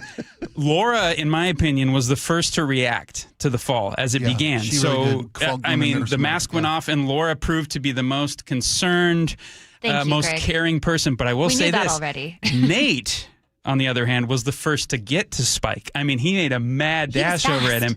Yeah. And me... I will say the way that the chair fell, yes. It blocked my passage. So if it looks like I stopped short of him, yes. it's because so there now are the two excuses chairs in my come way. Out. Yeah, excuses. And I stayed at the microphone for far too long. You kind of got up. Well, I got up maybe late. I could help, and then you just immediately in my head, I was going through, I have to overcome the potential for dead air, or I need to help my fellow brother over here. Excuses. And so I had the angel and demon on my shoulders, but I now feel guilty in retrospect. You erred on the side of journalistic integrity and continuity. The show must go on was your axiom. Laura was first on the scene, and the fact that you pulled out your phone to record it in your camera. I'm not even going to bring that up. Exactly. That's a lie. That's a dirty lie. That up. And before we give Nate all the accolades and the ticker tape parade, Nate was the first one over here. But did you notice what he did? He went for the chair to sit in my seat. Ouch. He was immediately going to fill the empty space while I laid. He kicked you a little bit to keep you down there. Not knowing this what this is a cutthroat business, Spike. I mean, you're on the chair 1 minute, the next you're on the floor. You know who knows how I feel? How's this for a segue? Here we go. Kelly Ginnison. Okay. So, CEO of the King County Regional Homeless Authority. Metaphor incoming. It's a metaphor. I thought you had a video you were pulling up or something. This is getting exciting. No. So the story of the day in Seattle is that the King County Regional Homeless Authority, much maligned, hard to find effective use of the resources given to them as Seattle's homeless community has expanded under the watchful misguidance of the King County Regional Homeless Authority. Yesterday, an audit was concluded in 2025, and its results revealed yesterday. Our own Luke Ducey was down. Was it City Hall? Oh, I was at City Hall not too long ago. Yeah, just this morning. Yep. And they were given the public the bad news, or at least the report card. Well, that came out a little bit earlier. So we knew yesterday afternoon, late afternoon, and then some sound started trickling in from some people, some stakeholders here and there, council members, et cetera, some press releases weighing in on it. And then this morning, 2 council members, one from King County and one from the city of Seattle, held a press conference at 10 a.m. Come on down, and we've got some announcement to make for you. And so what happened was, and what we're talking about is a forensic audit on the King County Regional Homelessness Authority, which is, if you don't know, it's an independent regional authority that Seattle and King County have combined forces. A lot of the money comes from Seattle. They focused on, and they're focusing on, ending homelessness in King County. Well, for the last 5 years, they have, this audit says, and it's a 39-page audit, they've misplaced money, mismanaged money, and they have found that $13 million in taxpayer money is gone. Poof. Don't know where it is. $45 million in the hole they are as well. Seattle City Council member Maritza Rivera and County Council member Rod Dombowski held this press conference at 10 a.m. when I was there on the second floor of City Hall, right outside of City Hall chambers. They are now drafting legislation to dissolve the KCRHA. Dombowski said he hasn't heard of any criminal investigation. They are appalled by the findings. They said this is, one of many audits that have been conducted. This one was a forensic audit though, the first of its kind. And after all of the totality of everything, this is it. However, they didn't find any criminality necessarily, but he did say this, which is interesting. The state of the record keeping is apparently so bad that while they didn't find fraud, they couldn't assure us that there wasn't any fraud. That's kind of scary, for one thing. Now, you want some examples of what we're talking about? Sure, because I actually read most of the 39-page audit this morning. And here just a few examples of so many. There was constant overspending, they found, according to city councilors. The agency tracked their budgets and expenditures in its grant management systems, but the audit says they didn't use their software tools that they had consistently to identify emerging overspending. So they had a platform called Flux. They moved over to a Salesforce software platform, and they still didn't use it, fully incorporate it to make budget decisions that would have shown them, hey, red flag, you're going to overspend here. So the overspending continued. That's just one.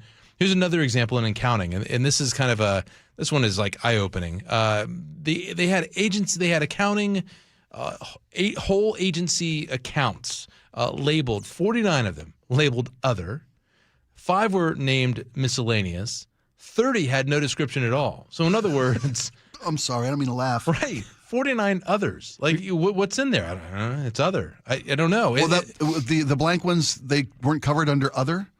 And other wasn't covered under miscellaneous? No, they just said, I guess they just said forget not it. Applicable. Not applicable. Forget it. Just don't put anything. How much has been budgeted for this organization? Oh, I think it's around $100 million a year. $100 million. So they've budgeted $100 million. They're $44 million in the hole. Mm-hmm.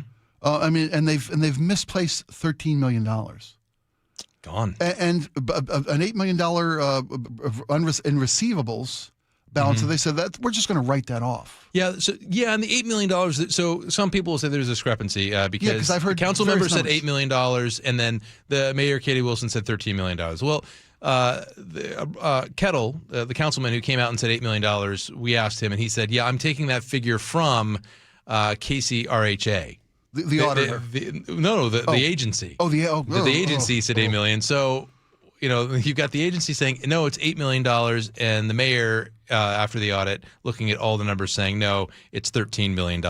They would also do things like they would record things like invoicing, reimbursements, payroll, and advance funding activity as one big batch entry oftentimes instead of doing it individually. So they didn't know, what they were paying or what it was they were paying for.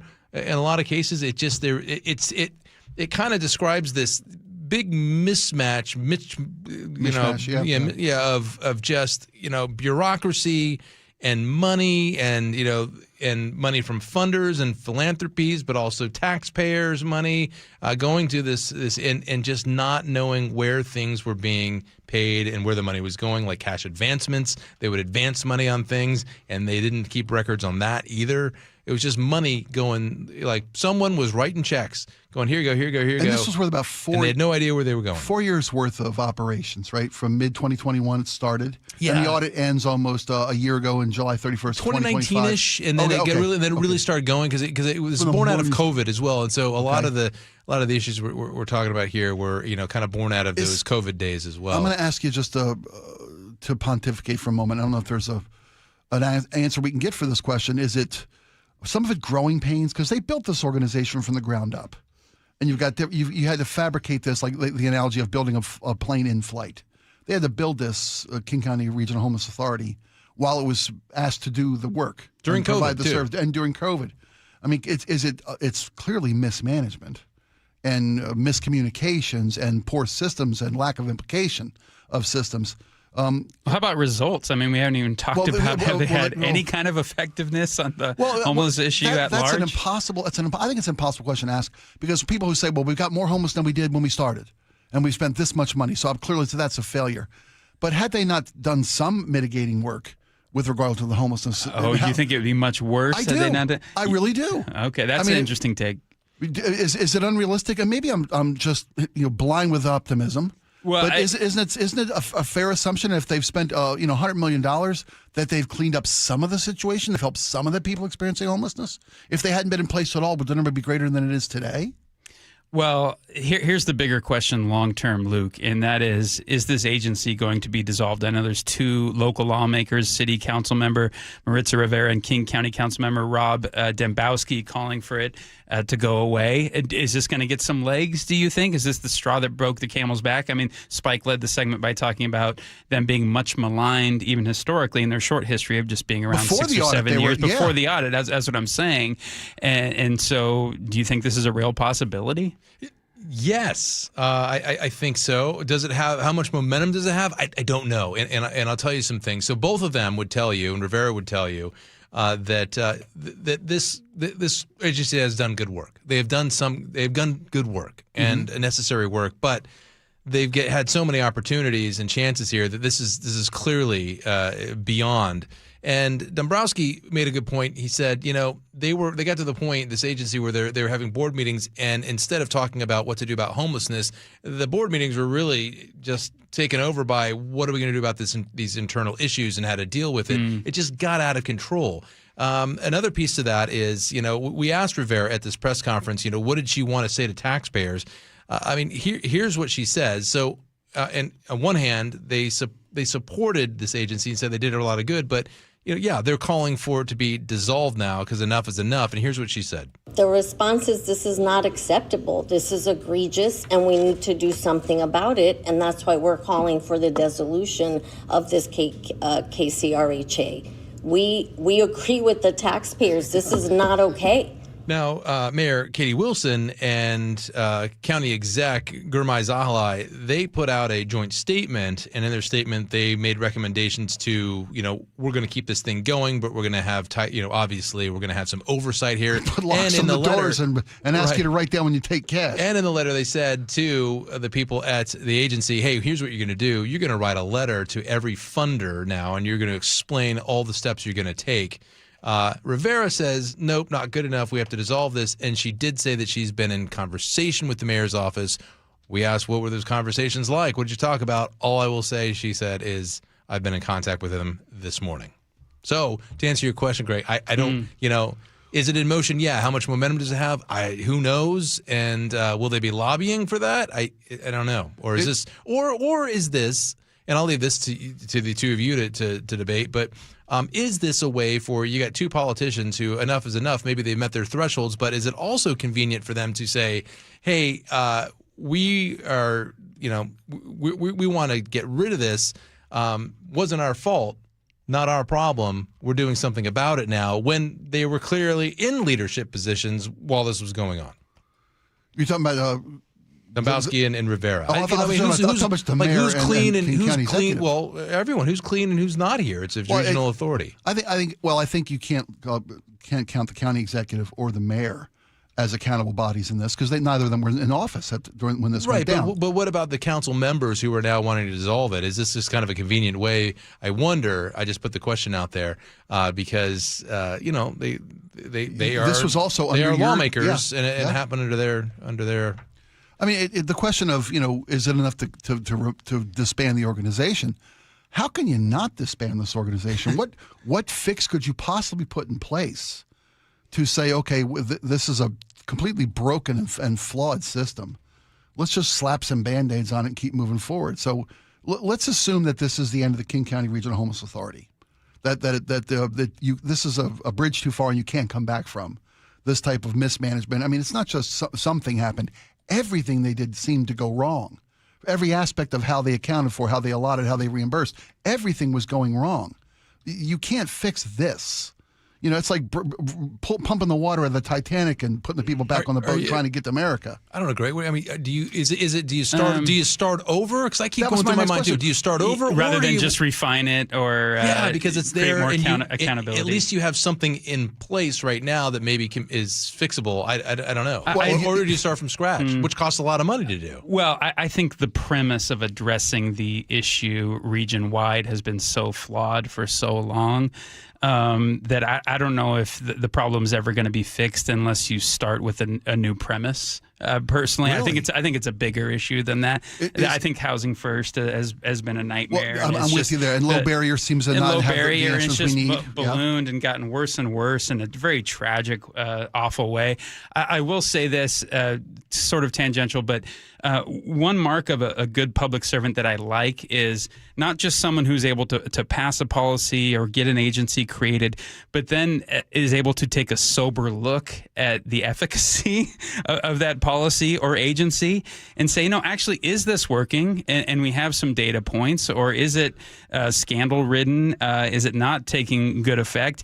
And can we go back to the drawing board? I am fond of quoting Thomas Sowell, but he talks about how early in his career, he was a part of a government agency for a while, and he realized that the purveying view of everybody around him was the success is you get something implemented and then you move on to the next thing. And what he, as a researcher and someone who gets really deep into the data, was so frustrated by is he would go, wait, nobody wants to take a look at whether or not this is doing good or bad ultimately. It was just like, create this government agency, we'll have employees, and then it'll just live on forever. And he got out of government because he was so frustrated with the fact that people would just pat themselves on the back for getting the ball rolling in a direction and then never take a sober look and go, wait, do we have accountability? Is it actually working? Should we consider scrapping it? And so I at least like that we're talking about that notion that, hey, this didn't work. And if someone who was responsible for getting it put into practice in the first place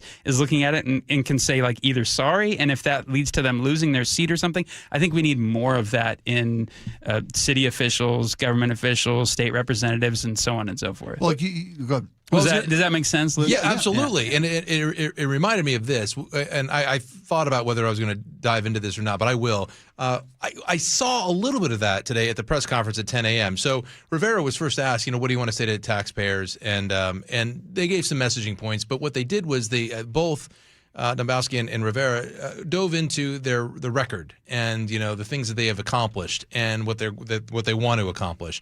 And then I was next. I made sure I was next. I said, well, wait a minute. Let's drill down there a little bit because there are a lot of people waking up this morning. Cost of living is up. The price of eggs is up. Price of gas is up. A lot of people, for a lot of, are living paycheck to paycheck. Everything. And you all ran on affordability issues. And now they're waking up to say, to everyone saying $13 million of their taxpayer money is gone. So, do taxpayers deserve a little bit more? And I asked, who's saying sorry? Is there anyone saying I'm sorry? And then the answer was not, yeah, I'm sorry, because I don't think any politician would ever say that, right? Well, because it could mean the end of your career. And unfortunately, they're just more concerned about staying in their positions than actually doing right by the people, their constituents. And instead, it was Rivera, and you heard the soundbite was, we agree with the taxpayers. They're like, we are one of them. We disagree. That's why we're dissolving that. And that was their answer. But again, it's kind of relying back on policy issues and moves. Then no one's apologizing. Personal responsibility. I live in Seattle. Well, more important to me, I mean, you're right, though. They say, hey, we should not have let this transpire on our watch. We were the ones who were overseeing this thing horribly, and we let it get this far off the rails. But to your point earlier, if my thought is, how does this survive? How could it not? How do you start over? How do you invest in the creation of a new bureaucracy to address this ongoing and expanding issue in the city? You have to find what works out of this, pick through the shards, find the working pieces, and use those as a framework to a system moving forward that's accountable and effective. And are you going to have another regional authority, or are you going to do it on your own, city versus county? I see the benefit of an overarching regional authority, but they have to be coordinated and working together. So your city doesn't push its problem down to the next community down the highway. Seattle was paying more money for this than the county. Do you trust? Were they the ones minding the store? Because there's a lot of great questions. A lot more questions. Totally. Thank you for being part of the coverage, Luke Ducey. Thanks for having me, as usual. The few answers that they gave us, thanks for bringing them to the audience. I'm still laughing at your fall, by the way. Sorry. The film's coming for the YouTube channel, folks, by the way, if you haven't seen it yet. When we come back, we'll talk about more funding shortages and what it means to your recreational opportunities here in Seattle. Aaron Ganilla's got a story we're going to talk about next. Don't go anywhere. This hour is brought to you by Insulation Northwest. Local news from local voices you trust. Flights out of Joint Base Lewis McChord. KIRO News Radio. Questions about whether the Pentagon is deploying special forces to the Middle East. The news you depend on. Gas prices up 25 cents in the last week. Conversation. Then all of a sudden, Trump comes out, hey, we're having productive talks. And your Super Bowl champion Seahawks. Touchdown, Seahawks! KIRO News Radio 97.3 FM. Streaming everywhere on the KIRO News Radio app. Patrick was way behind on his IRS taxes. I was in way over my head. The total amount ended up being somewhere just over $30,000. $30,000. Then the IRS came to collect. Started getting letter after letter. A lien had been filed against me. They were going to basically hang me completely out to dry. He had to do something. That's when I reached out to Optima Tax Relief. Patrick's life quickly got a lot easier. It was very easy. Pretty much hands off. They picked up the ball and ran with it. And how'd it go? I couldn't believe it. I had to ask 2 or 3 times. I saved an incredible amount of money. How does Patrick feel about Optima? Couldn't be happier. They definitely helped me. Optima Tax Relief, the best place to call. They're the best in the business. Do what Patrick did and call Optima Tax Relief for a free consultation. Call 800-343-6460. 800-343-6460. 800-343-6460. Optima Tax Relief. Testimonial from an actual client. Some restrictions apply. For complete details, please visit OptimaTaxRelief.com. Nick, what's a great thing about going to Longevity Medical Clinic as a couple? Oh, I absolutely do. When they tell you to do something, you actually do it. Right. And the same thing with you. When they tell you to do it, because for some reason, when I tell you to do it, you're like, whoa. I just walk away and roll my eyes. Exactly. But the great thing about Longevity Medical Clinic, the doctors there know, because we do the blood draw and they look and they can see. They know. They hold us accountable. Yeah, when I'm under pressure and I know I'm coming in, I know I have to work the program. Right. Plus, we also want to hold each other accountable for how we take care of ourselves because, we want to have a long, healthy, happy life. I know. I want every day to torture you as long as I possibly can. Well, I look forward to it. Here's the great thing about Longevity Medical Clinic. They're working with you. They're holding you accountable because they want you to have a long, healthy, happy life. I was a patient at Longevity long before I started doing these commercials. So get your free health analysis. Go to lmclinic.com. That's lmclinic.com. This is a special alert to all Americans who own a vehicle with less than 200,000 miles with an auto warranty about to expire or with no warranty coverage at all. Due to a decline in the economy, CarShield is announcing a low low-cost, month-to-month vehicle protection plan that is now available to the public to save any driver out-of-pocket expenses on future auto repairs. Call now to find out how you can pay almost nothing for covered auto repairs. Yes, you heard that correctly. Pay almost nothing for covered auto repairs. An open phone line has been established for all drivers to call for a free quick quote. Call 800-292-4541 now. Drivers who are covered will not have to pay for covered repairs again. This protection plan is at an all-time low. Additionally, drivers who activate this vehicle protection today will also receive free roadside assistance, free towing, and car rental options at no additional cost. Call us for your free quick quote today. 800-292-4541. That's 800-292-4541. What do you have to lose? Call 800-292-4541. Again, 800-292-4541. Hartley here from Wilcox Farms. For over 100 years, my family's been committed to doing what's right. At Wilcox Family Farms, that means caring for our hens with healthy pasture environments and a diet of organic grains and flax seeds. It's how we produce eggs that are wholesome, flavorful, and good for you. Next time you're at an egg case in your local store, we hope you feel good about choosing Wilcox eggs. Wilcox Family Farms, locally fresh since 1909. We all hear the radio ads about the IRS. They tell you to be afraid, to be scared, and they try to frighten you into calling. I'm not here to do that. Tax Relief Advocates is different. TRA is here to tell you that if you owe money to the IRS, whether it's $5,000, $50,000, or $500,000, we have a solution. It doesn't matter if you're sitting in your car, at work, or with your kids. No matter where you are, call now. 800-507-9701. Don't lose hope. TRA can eliminate or reduce what you owe to the IRS. Generous programs are now available that can give you a fresh start. Our passion is taxes and helping individuals fix their IRS problems. We have over 1,000 5-star reviews on Google and an A+ with the Better Business Bureau. You don't need to be afraid of the IRS any longer. End your tax nightmare today by visiting us online at TRA.com or call 800-507-9701. That's 800-507-9701. Tax Relief Advocates. Real solutions for real people. 511 is now part of Seattle in the South Center Mall. It's more than a brand, it's a lifestyle built on reliability and performance. Whether you're on duty, on the trail, working out, or out for adventure, 511 delivers purpose-built clothing, bags, and footwear that stand up to the toughest demands. 511 gear is trusted by those who never settle for less. Choose 511 and live ready for anything.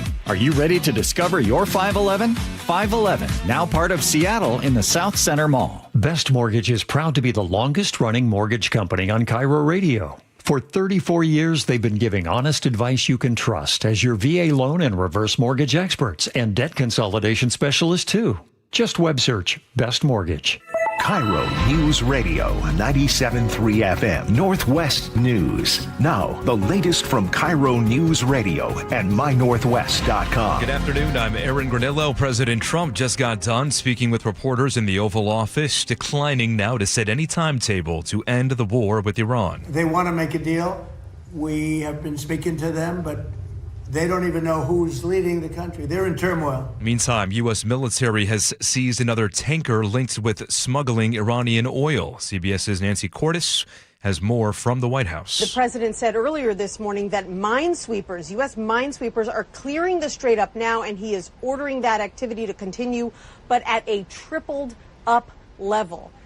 Again, unclear what that actually means in practice, because the U.S. military is already working hard to clear the strait. And all this comes one day after Iran says it seized 2 commercial vessels in the Strait of Hormuz. All the news causing the price of oil to spike again today, up to $96 a barrel, up about 3.5%.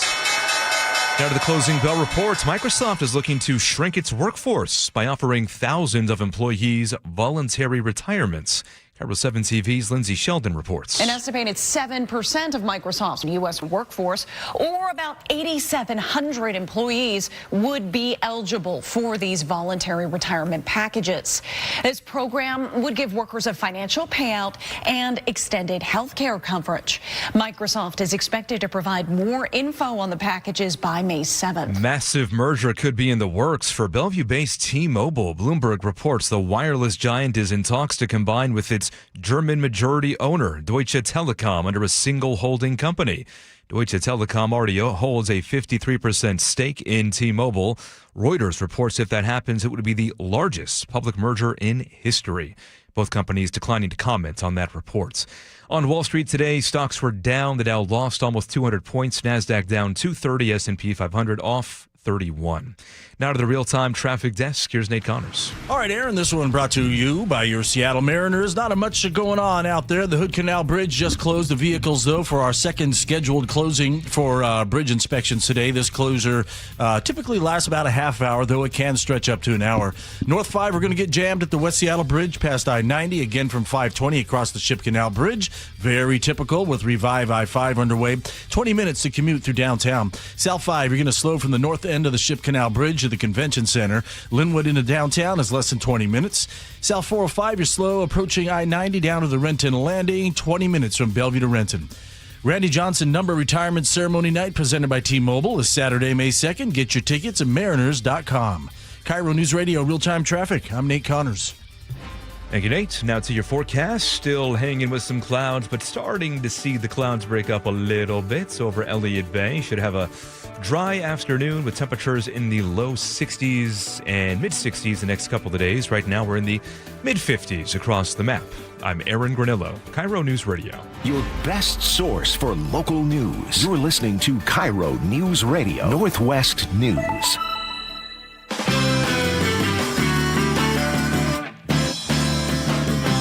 Welcome back, everybody. It's the Jake and Spike Show. Jake Skorheim's off today. Greg Talman's filling in beautifully. We're going to ask Aaron Granillo to sit with us for a moment because he's got a wonderful story on mynorthwest.com about what budget cuts to DNR, the Department of Natural Resources in the state of Washington, is leading to some park closures and some parks that are closed for the entirety of the 2026 season. That's right. 4 parks total shut down. This is all due to budget cuts. That's right. So they named the parks in your story. It's on mynorthwest.com. That's right. Take a look. Yep. And so DNR is saying, they didn't want to cut some of the more popular ones, so they're trying to essentially balance these budget cuts with demand for these parks. Anderson Lake Campground, Rock Lakes near Concanoli. I hope I pronounced that right. Either. I know. I'm glad and you did Upper that. Clearwater near Forks. So Clearwater. I'm sorry. Clearwater? Concanoli. Get out of here. Yeah. Yeah, you're right. So what they're saying is they have more than $8 million in budget cuts to the agency's recreation program over the past 2 years. And so they have to do this in response. And this also isn't just about the campgrounds, because there are going to be negative side effects as well beyond just not being able to access these sites. You're going to have dirty bathrooms, right? Because they have fewer staff working these bathrooms, more trash on the trails. Less litter pickup. They say less trail maintenance. That's right. And if storms come through, there's going to be, maybe some messes out there that they might not get to, and just overall reduce staffing at recreation sites. So, we actually had Dave Upthegrove, the Commissioner of Public Lands, on with Seattle's Morning News today, and he's saying the DNR's recreation program has been cut overall by more than 20% heading into during this current biennium that we're in right now. So 60 staffers essentially for the entire state are managing all of the public lands at DNR. Park staff for the field staffers to cover the entire state. That's right. So that works out to, he says, about 1 employee for every 21 miles of trail. The legislature cut the funding for what's called the Conservation Corps, the groups of young people that come and help maintain our trails. We really rely on those. That was eliminated. And overall, our recreation maintenance budget was cut by about 25%. I think a lot of people are also kind of frustrated because, the Discover Pass that we all have to pay to access state parks. Like that cost rose last year for the first time since the program started. In 2011, I want to say it started. Yeah, so it was created in 2011. It had been $30 up until last year. Up to 35, right? It's up to 45 now. So it's a 50% increase, and people are asking, well, you raised the price on my Discover Pass. Why am I not seeing that return on my investment? So go ahead. How much does the Discover Pass fees raise? Right, so that's a good question. So Upthegrove said most of it does go to Washington State Parks, which is separate barrel for not DNR. Not DNR. Not DNR. But DNR does get, he says, it's $1.8 million. $1.2 million out of this $8 million budget cut that they're facing. So here's what he told Seattle's Morning News. We got a very tiny, modest increase from the Discover Pass. Most of that money goes to state parks. We get just a tiny piece of that, not a very significant part of our recreation budget. So 8% of all Discover Pass sales actually go to DNR, he says. They also get money from grants, a portion of the state gas tax, which has obviously been declining over the years as well. So they're in a tough spot. And you got a budget deficit. You got to make cuts where you got to make cuts. And parks seems like the place that's the least. Greg. Here's my cynical take. Okay, I'm just trying to find Spike. I'm trying to find their side of the argument. And that is, there are millions that those in Olympia could cut elsewhere besides state parks. And state parks are for the people, right? Mm-hmm. Okay, they're for income earners of all shapes and sizes. And vast majority of Washingtonians have access to them. You know, not everybody can afford to fly down to Cancun this summer and then especially spend given 2 the weeks. fact that airfares are going up 20% Well, across bingo, the board, right? yes. But you can enjoy the natural beauty of this incredible state that we live in. And state parks, them closing them down, here's what I think the play is, and that is lawmakers want to make the taxpayers feel it, and they want to use this as an excuse to say, see, we need more money in state coffers, or otherwise we're going to have to close the state parks. When in actuality, they could be slashing administrative overhead. They could be slashing money paid to consultants, capital projects that are not as urgent as they're saying that they need to be, but they want to make the people feel it. It's the same thing you see in Seattle when there's a deficit when it comes to like Seattle schools. You throw the kids out there as a shield and you say, you don't want to fund the kids, the poor kids? Well, how about all these superintendents who are making $500,000, $600,000 a year? What about all their support staff and other administrators that are bloating the budget? No, it's about the kids. We need the pencils in the classroom and the erasers. We can't even afford them. That's my cynical take on it, if I were to have one. So I hear you, but we always say, cut bureaucracy, cut bureaucracy. Where do you cut? Who do you cut? Administrative overhead is where you start. It's $8 million, and that is really a drop in the bucket for the overall operating. I mean, we're talking like $70 billion a year is the operating budget for the state. And administrative overhead is in the billions. It's like $8-9 billion. If you're trying to sway public opinion, you're trying to get people to vote for what's important. Yep. No, to vote for more taxes and say, we don't have a spending problem. We just need you to be more generous with the dollars you're making at your work, and we need to fund the state. See this deficit? If you want something as beautiful as parks, and it's a prioritization problem, and they're doing it in a very cynical way. Well, it's not just the 4 parks that are closing, Aaron. You mentioned there's going to be no trail maintenance. Mm-hmm. There's going to be less field staff to help you should you find yourself in trouble. There'll be unmaintained bathrooms, non-picked up litter. And there are 7 or 8 other sites that are also going to have limited services. Hours, limited services. It could have been worse, according to Up the Grove, but the cuts weren't as deep as they first thought. There was a story almost a month ago that talked about 13 parks. Yeah, so it's not as deep as they Isn't this exactly what they did with school closure fear a year and a half ago? They talked about 17 schools closing. Yep. And then we talked about it, and we came back, and it's only going to be a couple. Right. So they float these horrific numbers, so when they come back, there's a softening the parklands. Mm-hmm. So when we only closed 4, it could have been much worse. Yeah. Charlie had a great commentary on this last week, actually, because, these are, as you mentioned, Greg, these are sites where everyday working people can still afford to go on a vacation, right? I'm personally looking myself for a Memorial Day camping trip right now, right? Because it's $30 a night to camp out. That's affordable still. And these days, with the price of fuel, with the price of air travel, no one can afford to go away.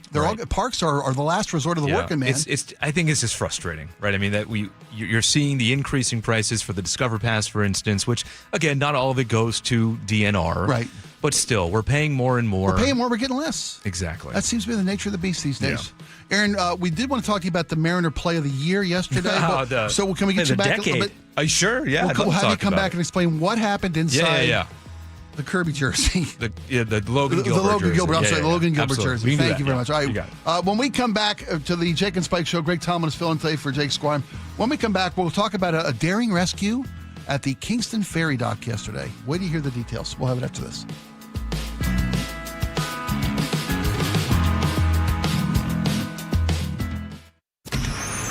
Choke Points with Chris Sullivan. With Choke Points, we try to answer listeners' questions. It can be as simple as a neighborhood stop sign, or it can be as big as the budget for transportation. I don't care. I'll find the answer for you. It's really easy to get a hold of me at mynorthwest.com. We have a direct link there that gets right to me. You can also do it in the app. You can hit me up on the text line. Choke Points, presented by Carter Subaru. Tuesdays and Thursdays on KIRO News Radio 97.3 FM. This is a special alert to all Americans who own a vehicle with less than 200,000 miles with an auto warranty about to expire or with no warranty coverage at all. Due to a decline in the economy, CarShield is announcing a low-cost month-to-month vehicle protection plan that is now available to the public to save any driver out-of-pocket expenses on future auto repairs. Call now to find out how you can pay almost nothing for covered auto repairs. Yes, you heard that correctly. Pay almost nothing for covered auto repairs. An open phone line has been established for all drivers to call for a free quick quote. Call 800-292-4541 now. Drivers who are covered will not have to pay for covered repairs again. This protection plan is at an all-time low. Additionally, drivers who activate this vehicle protection today will also receive free roadside assistance, free towing, and car rental options at no additional cost. Call us for your free quick quote today. 800-292-4541. That's 800-292-4541. What do you have to lose? Call 800-292-4541. Again, 800-292-4541. Guys, did you know your testosterone affects everything in your system, including how you feel and perform every day? Right now, Revive Men's Health Seattle will check your testosterone for free. Knowing your T levels is the first step in understanding if you have low T. Your testosterone level impacts your energy, libido, sleep, weight, hair loss, mood, and even ED. Maintaining an appropriate T level can change your whole life. Most men start to see changes in their hormone levels in their 30s. Experience and results matter. So what are you waiting for? Get your T levels checked today by local, experienced, and trusted men's health experts. They've helped thousands of men since 2011. They're so confident they can help you, they even guarantee it. Call Revive today and schedule your free testosterone test, free exam, and free consultation. Call Revive Men's Health at 206-529-1111. That's 206-529-1111. Or visit ReviveMen'sHealth.com. Be advised, this is your opportunity to save up to 40 to 80% on a hot tub or swim spa. This weekend only, Friday through Sunday, Washington State Fairgrounds Event Center. Be advised, this is your opportunity to save up to 40 to 80% on a hot tub or swim spa. This weekend only, Friday through Sunday, Washington State Fairgrounds Event Center. 18-month interest-free financing. Our factories have demanded we sell 1,000 hot tubs and swim spas this weekend. Washington State Fairgrounds Event Center. Huge factory incentives, factory rebates. This weekend only, Washington State Fairgrounds Event Center. We can remove your old hot tub. Free delivery of your new hot tub. Deep discounts.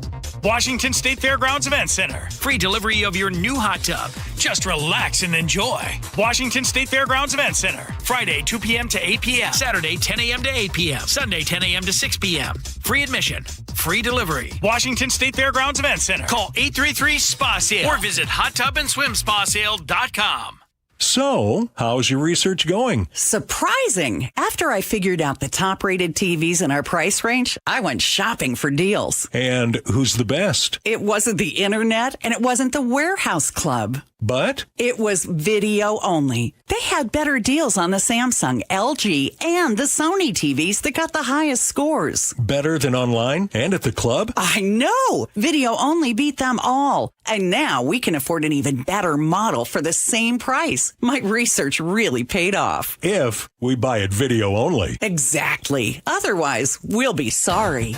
At Video Only, you won't find huge stores with refrigerators or microwaves, but you will find the best deals on top-rated TVs, soundbars, and monitors. Shop around. Just make sure you visit Video Only, because if you don't, you'll be sorry. In South Center, Bellevue, Linwood, Federal Way, and Tacoma, Video Only. Gas prices are at record highs. Markets are volatile. And if you're retired or close to it, I know what you're thinking.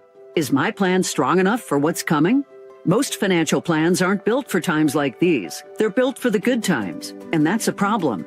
That's why one of the Northwest's best-known retirement attorneys, Rajiv Nagayach with LifePoint Law, is personally leading seminars where you'll learn why the planning you've already done may not be enough and what a real retirement plan looks like when your healthcare, housing, legal protection, and finances all work together.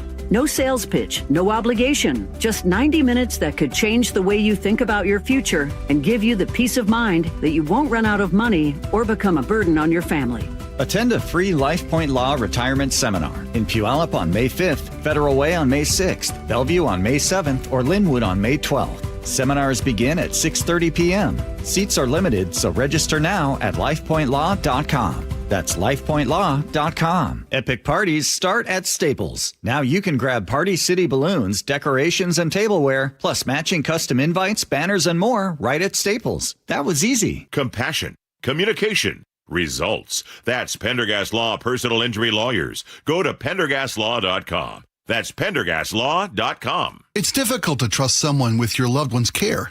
Aegis Living earns your trust every single day.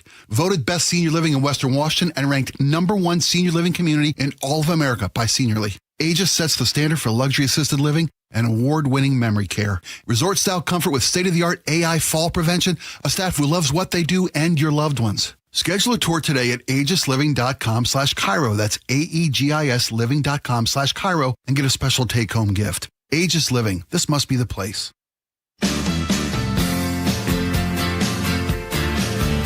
Welcome back, everybody. It's the Jake and Spike Show. Greg Tomlin sitting in today. We love having you here, my friend. Always enjoy conversations with you. I'm sitting at home last night scrolling through my phone, as I do. I'm a doom scroller. And I see this video that just, I'm like, wait a minute. That's a Washington Ferry. Wait a minute. They're pulling somebody from the water. And come to find out, it's the story of a man who found himself in distress and had to be rescued by the crew of the Washington State Ferry System off of Kingston. And the details, I'm thinking, okay, so what happens? A guy was camping, right? I guess camping, day camping. A man had strung up a hammock on fallen logs on the beach of the Kingston, right there in Kingston, near the ferry docks. It turns out the man was a double amputee. He had prosthetics for both legs. And he had put himself in a hammock to enjoy a beautiful afternoon. Yesterday was kind of gray and very, very overcast, northwest weathery. So clearly the guy loves and lives here in the great Northwest. True Washingtonian there. So the man's 55-year-old man, double amputee, finds himself in a hammock as the tide comes in Kingston. Well, as the tide came in, the man come to realize that he was having difficulties and then eventually could not extract himself from his hammock. Was unable to put on his prosthetic legs. Unable to put on his two prosthetic legs and found himself stuck in this hammock as the tide came in and in need of emergency rescue. So the ferry system ferry workers noticed a light in the water as the sun had gone down and the tide had come in and this guy was stuck in his hammock, probably, I imagine, yelling for help. But nothing, no one came, no one could hear. But luckily the ferry employees, I should say, saw him in the water. A inflatable boat was dispatched and emergency crews from the Washington State Ferry System go into the water and extract this guy from his hammock, load him into an inflatable boat, and lift him to safety. This could have ended very badly. Horribly. And it's just amazing. I think... the rising of the tides, it's incredible how quickly it happens and how it can sometimes take you by surprise, too. It's gradual, and at the same moment, wait, that water was 10, 15, 20 feet away a moment ago, and now I'm in real trouble. So great that they were able to get this guy out of trouble. Just last month, Washington State Ferries were involved in another rescue near Kingston. The crew of the Walla Walla rescued occupants of a small sailboat that had capsized. So never a dull moment out on the waters there in Puget Sound. And they credit the cross-agency collaboration when services are needed, the quick communications and the skilled training of these crews. I mean, last night this guy finds himself in the water at 10:30 at night. Scary. And a flashing light. And that's when the crew heard him yelling for help.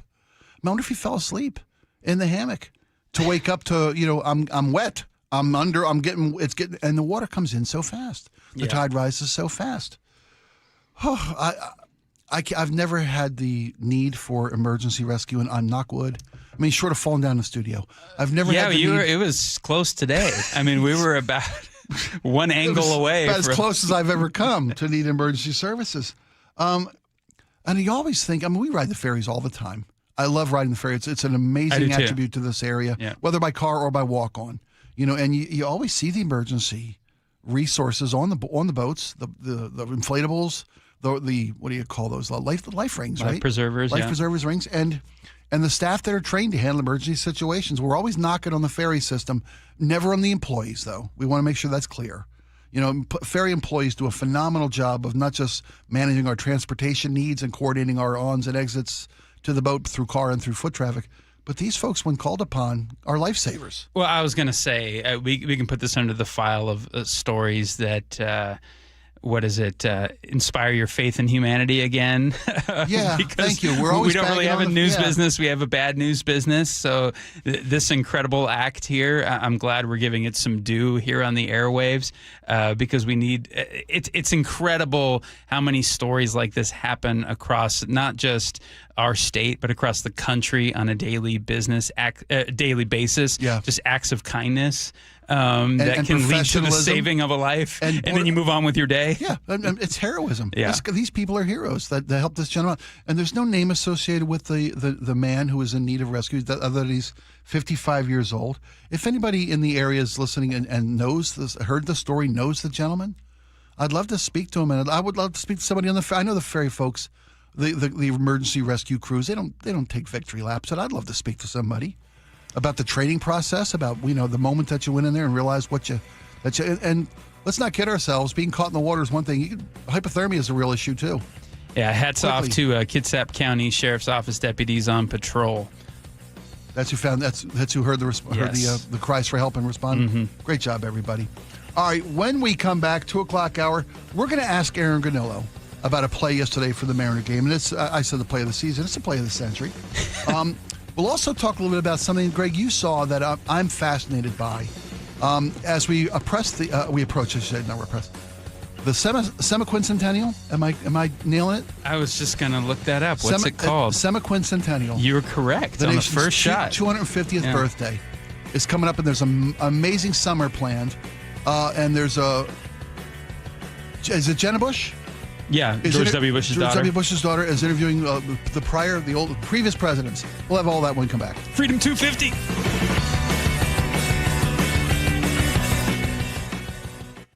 Local news from local voices you trust. Flights out of Joint Base Lewis McChord. KIRO News Radio. Questions about whether the Pentagon is deploying special forces to the Middle East. The news you depend on. Gas prices up 25 cents in the last week. Conversation. Then all of a sudden, Trump comes out, hey, we're having productive talks. And your Super Bowl champion Seahawks. Touchdown, Seahawks! KIRO News Radio 97.3 FM. Streaming everywhere on the KIRO News Radio app. Help DEA keep our communities safe and healthy by participating in National Prescription Drug Take-Back Day, Saturday, April 25th. Take action right in your own home by cleaning out your medicine cabinet of unneeded medications. Keep them safe, clean them out, take them back.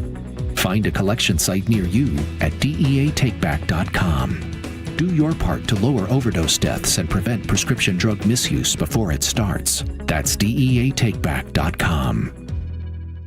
I'm Ed Evans, CEO of Consumer Cellular. No, we're not one of the big guys. Truth is, we don't want to be. If you're over 50, Big Wireless probably has you paying for more data than you might need. You could be throwing away thousands over a lifetime. Our entry-level data plans start at just $20 a month. And for a limited time, switch and get your second month free. Call 1-888-FREEDOM, visit consumercellular.com or a store near you and get your second month free today.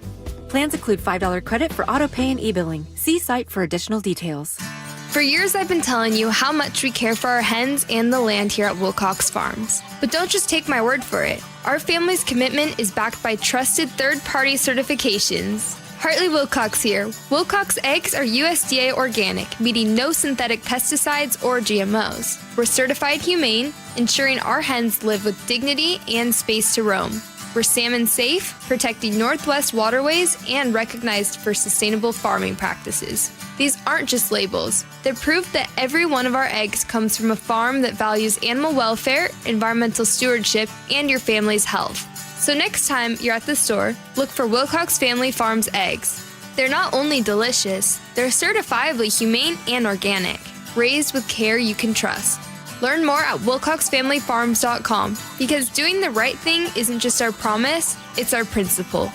Wilcox Family Farms eggs, locally fresh since 1909. At Fisher Investments, we may seem like other money managers, but we're different. Are you really that different than the rest of us? We are. As a fiduciary, we always focus on what's best for our clients. What services do you offer besides investing? We have a team of specialists in financial planning, estate planning, and more. Your clients rely on you for all that? Yes, we ensure clients receive unparalleled service at every step of the relationship. Okay, but you still sell commission-based products, right? No, because we believe that's a conflict of interest. We prioritize service over sales goals. So, then how do your fees work? We have a simple and transparent fee that's a percentage of our clients' portfolios. So we do better when our clients do better. Wow, we're more different than I thought. At Fisher Investments, we're clearly different. Learn more at fisherinvestments.com. Investing in securities involves the risk of loss. The future of home comfort is here. The new Carrier Infinity system delivers premium home heating and cooling with innovative filtration for healthy air and over-the-air software updates that help optimize performance. Carrier, for the world we share. Save up to $2,100 in Carrier Cool Cash rebates when you purchase a premium heating or cooling system, while also taking advantage of a special financing offer of 0% APR for 60 months. For details, visit CarrierNorthwest.com. That's CarrierNorthwest.com. KIRO FM and HD1 Tacoma, Seattle. This is CBS News on the Hour, your home for original reporting. I'm Jennifer Kuiper. Shots ring out at the Mall of Louisiana in Baton Rouge. Multiple people are injured, and CBS's Allison Keyes has the latest. Police Chief T.J. Moore says two groups at the mall started shooting after an argument inside of the food court. We're going to run down every single lead that we can to get these people in custody. Mayor Sid Edwards says, "To the thugs who did this, we're going to catch you." It's the second instance of gun violence in Louisiana this week. Allison Keyes, CBS News. As wildfires rage in southern Georgia, CBS's Skylar Henry is checking out the damage in Waynesville, where some residents did not have time to grab much, if anything, as the flames moved toward them. Everything is leveled. Cars, the homes themselves, there are structures that continue to show the devastation, and you see people's personal belongings, a stove, there's a propane tank, we've seen bicycles. Forecasters say more than 15 million people across the central United States are under fire weather alerts through tomorrow, as a combination of heat, dry air, and strong winds fuel risks of extreme wildfire behavior. The NTSB has released a preliminary report into the March 22nd crash at LaGuardia Airport between an Air Canada jet and a fire truck. CBS's Cammie McCormick. Federal investigators say the firefighter whose truck collided with the jet heard an air traffic controller warn stop, but didn't know who it was for. After that initial warning, the truck's turret operator heard the controller say truck 1, stop. But by that time, the truck was already on the runway as the Air Canada flight was landing and speeding toward it. President Trump rules out striking Iran with a nuclear weapon. CBS's Linda Kenyon at the White House. President Trump often says Iran should never have a nuclear weapon and became visibly irritated when he was asked if he would ever use such a weapon to end the war. Why would I use a nuclear weapon when we've totally, in a very conventional way, decimated them without it? No, I wouldn't use it. A nuclear weapon should never be allowed to be used by anybody. The president added he won't rush to end the war, holding out until he gets what he calls a great deal. Linda Kenyon, CBS News, the White House. Pope Leo is urging the U.S. and Iran to return to talks to end the war. In a wide-ranging press conference on his way home from his trip to Africa, he also condemned capital punishment.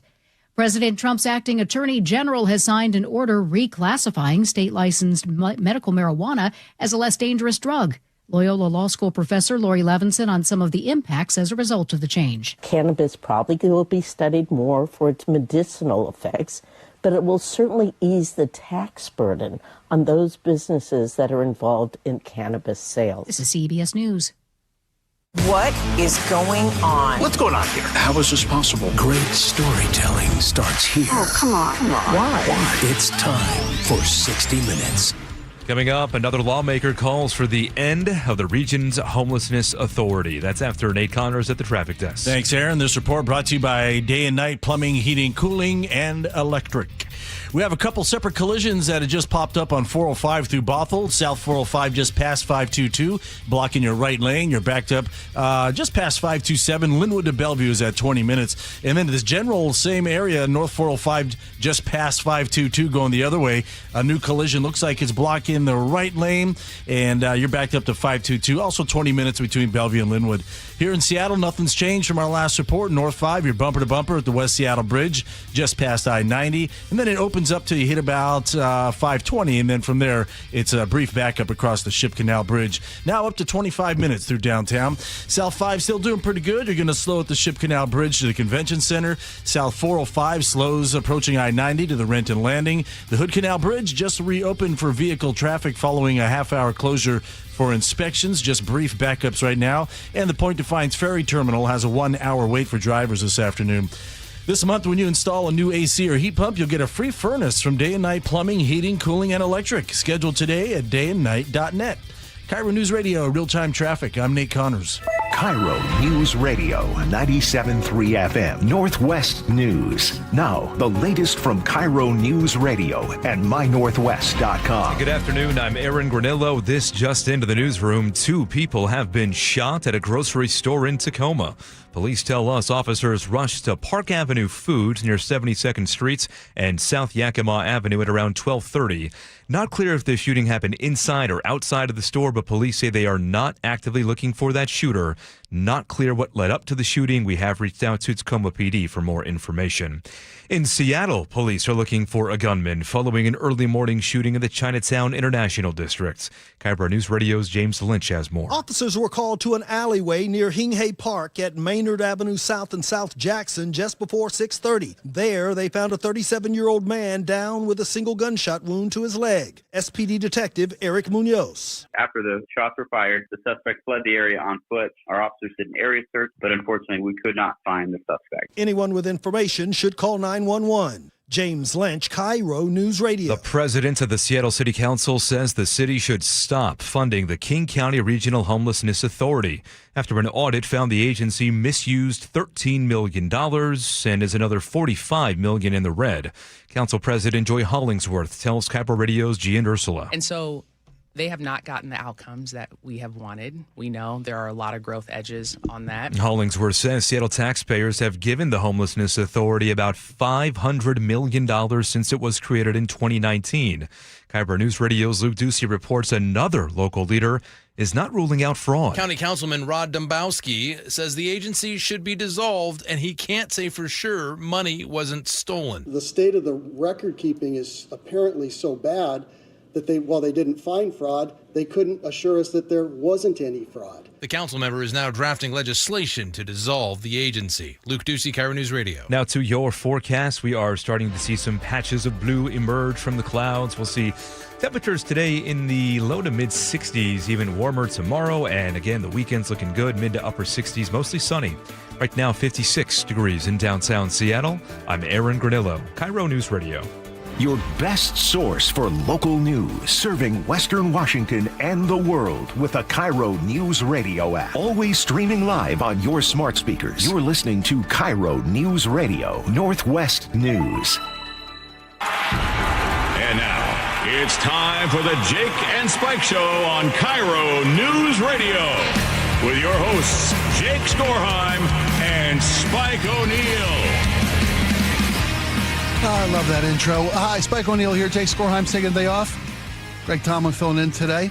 And we've asked Aaron Granillo to sit with us for just a moment because yesterday you came into the studio mid-show. Yesterday the Mariners were playing day baseball at the T-Mobile, and or the phone booth, as I like to call it. The M's are on the road to St. Louis today. Is that right? 1st to 3 with the Cards? They play tomorrow. Tomorrow. Travel day off today. Interleague play. Here we go. Yeah. You're not a fan. Well, So yesterday you came in the studio and you're like, this play, you described this play that you just How saw. about I have the professional call it? There you Now go. the 2-1 to Cortez, swinging a line shot, hits off the chest of Logan, and he catches the ball. It got stuck in his jersey. He was able to hang on to it. I think the ball is in his jersey. Yeah, 108 off the bat. The ball comes right back at Logan Gilbert, somehow finds itself in between the buttons. Yeah. And kind of spins Logan around. He's like, where's the ball? Where's the ball? So you got runners at the corners. Yeah. Nobody out. Right. And the A's hit a ball, directly. This is for a pitcher. It's like life flashes before your eyes, Right. then immediate look of confusion and Right. what just happened. Is there? Wild. Did I imagine that, or Right. where's the ball? So as I saw the replay last night, and I'm thinking, oh my goodness. What are the odds? The ball comes directly at Logan Gilbert's chest, and then as you see the camera angle from center field, you can see the ball rolling around the inside of his jersey. Yeah. Wild. In full flight. And he looks to the ground, he starts clutching like it's falling, and then he realizes that it's inside his jersey, and the umpires stop play. They suspend play. Immediate dead ball. The batter is standing, a third of the way up off the first base line. The runners are stuck on their bases, and it was determined that was not an out. Do you have that? That's where the controversy comes in. Let's hold on one sec. Let's make the magic happen. Yeah, here's Chris. He was furious. Here we go. Are they saying that's his equipment? Yeah. You can't use your equipment? Can't use your Your equipment is your glove. It's not his glove. And then he says, if that's a rule in the book, they got to change that tomorrow. So I was curious because the rule because you looked it up. I have the rule right here. What do you got for me? If a batted or thrown ball inadvertently goes inside a player's uniform, lodges in the mask, whatever, the umpire shall call time, which the umpire did. The umpire will, and I'm quoting here, using common sense and fair play. Here we go. Place all runners in such a manner that, in the umpire's judgment, will nullify the action of the ball going out of play. So essentially, it's the umpire's discretion to say, dead ball, you go here, you go here. So what happened in yesterday's case is runners were at the corners. The umpire said, okay, dead ball, runner at third stays at third, runner at first goes to second, and the batter who hit the ball, you go to first. Bases loaded. What's so fascinating is that there's a fair amount of, a little bit at least, of strategic ambiguity in the rule. You know what I mean? Right, I know. And It's believe like it or the not, Constitution in that regard. yes, it's kind of like American law too in the Supreme Court. Every once in a while, if you feel like being a total loser and reading like Supreme Court decisions like I do, oftentimes justices will say, the heart of the law is just be reasonable. Yes. You know what I mean? And it's really okay. Well, this but one then actually says it, though. What happens when your definition of reasonable is different than mine? You know what I mean? In this case, it's actually saying use common sense, but one person's common sense is maybe law. He said the ball has to be caught with a glove or hand. Glove or Right. hand. And That's we right. have seen in the past, as recent as 2015, a ground ball that was hit back to a pitcher where the ball becomes lodged in the mitt and the Right. pitcher threw the mitt to Throws the first mitt. base, I've and it's seen called that. an out because it is a hand or mitt. But in this Exactly. case, I will be a contrarian here. I actually think the rule makes sense to call it dead and say that it's a hit, because oftentimes when these screamers come back to the mound, sometimes it does result in a base hit. Sometimes the pitcher is able to compose himself and throw to first base. But to what degree, to what percentage of the time are those screamers that are hit right up the middle, do they result in outs? I'm not sure. I think the only plausible thing to do here is just to say, yeah, it's not, because he didn't do it on purpose, clearly, right? And if it went off his body at that speed, he's going to be on the ground maybe even, and the ball's going to go to third base, a runner's going to score. I feel like this was a nice compromise. Runners sort of don't get to continually advance, but the runner does get the base. What I'm trying to figure out, though, what if, for instance, it went off his chest and he caught it, between his legs or something like that? Is that an out?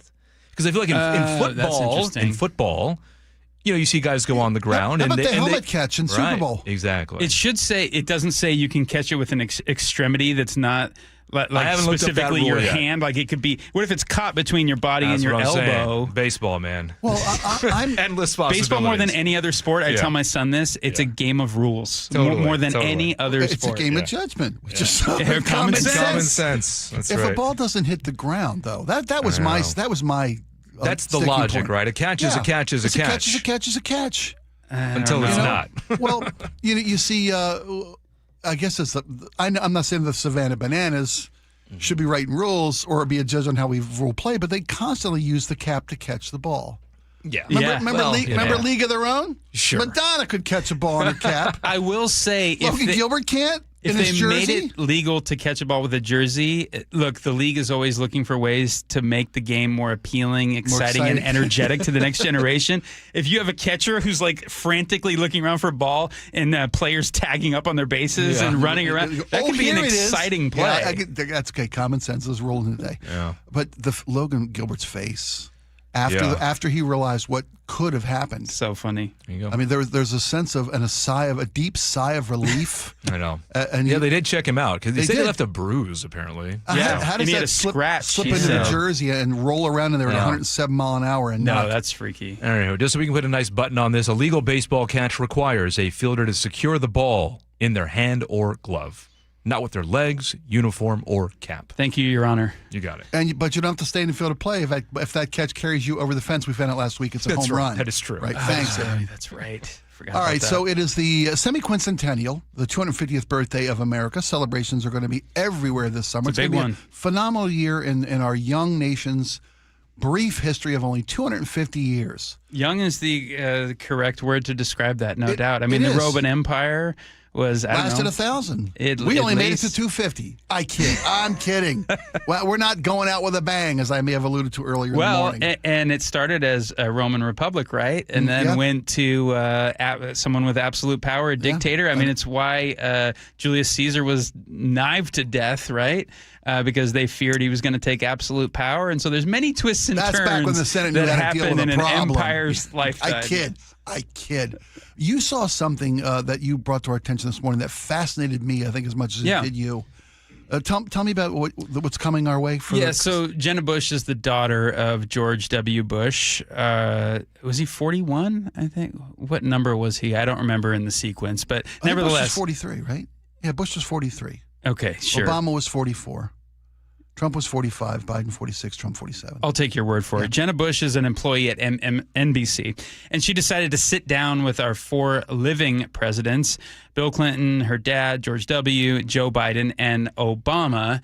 And she just sort of spoke with them in general terms about, it could be the state of the nation, it could be about the big 250 anniversary coming up. But I found it fascinating to listen to our 4 most recent presidents talk to her and what they chose to focus on and what they decided to say in this moment in American history. I don't know about you, Spike, but I love birthdays, wedding anniversaries, special holidays, because it prompts and necessitates a type of reflection. And as a very forgetful species that we are, the human race, I think we need these occasions to sit and try to gain perspective and really think about what it all means. And so I wanted to play a few clips for the listening audience about what our former presidents are saying at this time. Do you want to start with, let's go with Bill Clinton. Do you have it ready there, Laura? My grandfather left you a letter. What did that letter mean? It meant the world, because it basically said, we had a tough campaign. It's over. You won. And I wish you well, because you're all our president now. And your success is America's and every American's. So I really wish you well. I kept that letter close at hand for years after I read it. I was just so touched by it. And then when your dad was elected, I wrote him a letter that said basically the same thing. Wow. This is neither here nor there, but it is fascinating that the older Bill Clinton gets, the more his voice sounds like the people who used to imitate him. He's like, I feel your pain. He sounded more like Robert F. Kennedy Jr., but it's more and more pronounced. Let's listen to a clip from President Obama. You get to meet the widest possible cross-section of the American people. You know, every corner of this country is just full of really amazing, hardworking, decent people, and getting that broad overview of who we are as Americans, it made me much less cynical. It made me less prone to think there's an us and a they. It's very hard for us to judge our place in history. That's up to other people. I can speak about what an extraordinary honor it was to serve the American people. I can speak to how inspired I was to hear the stories of folks out there who were doing wonderful things in their communities, helping each other out, being good neighbors. Maybe one thing I am proud of is the fact that I think we upheld the integrity and the honor of the office, and how we conducted ourselves and how we ran our administration. And when we play these clips, I know a lot of people will sort of have a knee-jerk partisan reaction depending on who you voted for. If you are a Democrat or Republican, and you could take any one of those sentences from either Clinton or Obama there and say, oh, that's not what I remember when you were president, and this policy I took issue with, and I think that's unfortunate, actually, in retrospect. I want to conclude with a little bit of George W. Bush here. I've played two Democrat former presidents, and here's a Republican. Hi, Dad. What's it like to be part of the ex-president club? Well, it can be boring when we're all together.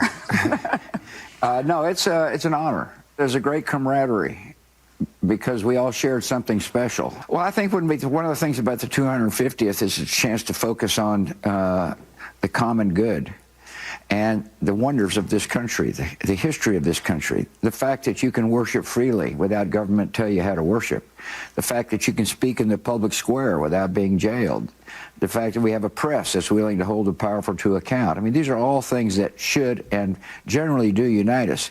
I am not concerned about the long-term health of our country because I've studied enough history to know that we've been through the periods of intense anger and intense rivalry of ideas. What do you think, Spike? Is this just fluff? Is it sappy? Is it just a couple of old timers getting in their latter years, looking back and just trying to stay positive and optimistic? Or I hope it's not just that. I hope that these gentlemen, these former presidents, are really speaking to what it means to be American and to be asked to lead this nation. About the unifying element of the presidency. I loved all their quotes, and I don't mean to hammer on President Trump, but I don't. But you're going to. No. I hope I'm wrong. Mm-hmm. I hope that he comes to a point in his life someday when he is beyond the presidency, when he can see what these gentlemen are saying and hold it to be, fundamental in the success of this country, that these qualities they spoke to about unity and about, the commonalities of the American experience, regardless of where you fall on the spectrum, are what makes us who we are as a nation. When you hear the current president has called the other party the enemy of the people, the enemy within, that they hate this country. I don't remember any of those previous presidents ever using that type of verbiage to describe political oppositions, whether it be elected or people who vote for the opposing party, calling them an enemy of a people who hate the country. That type of rhetoric is unprecedented, and I'm hoping that it's just the mechanisms of the political game and gamesmanship in motivating a voting base, and that the current president someday will come to the realization that it's important.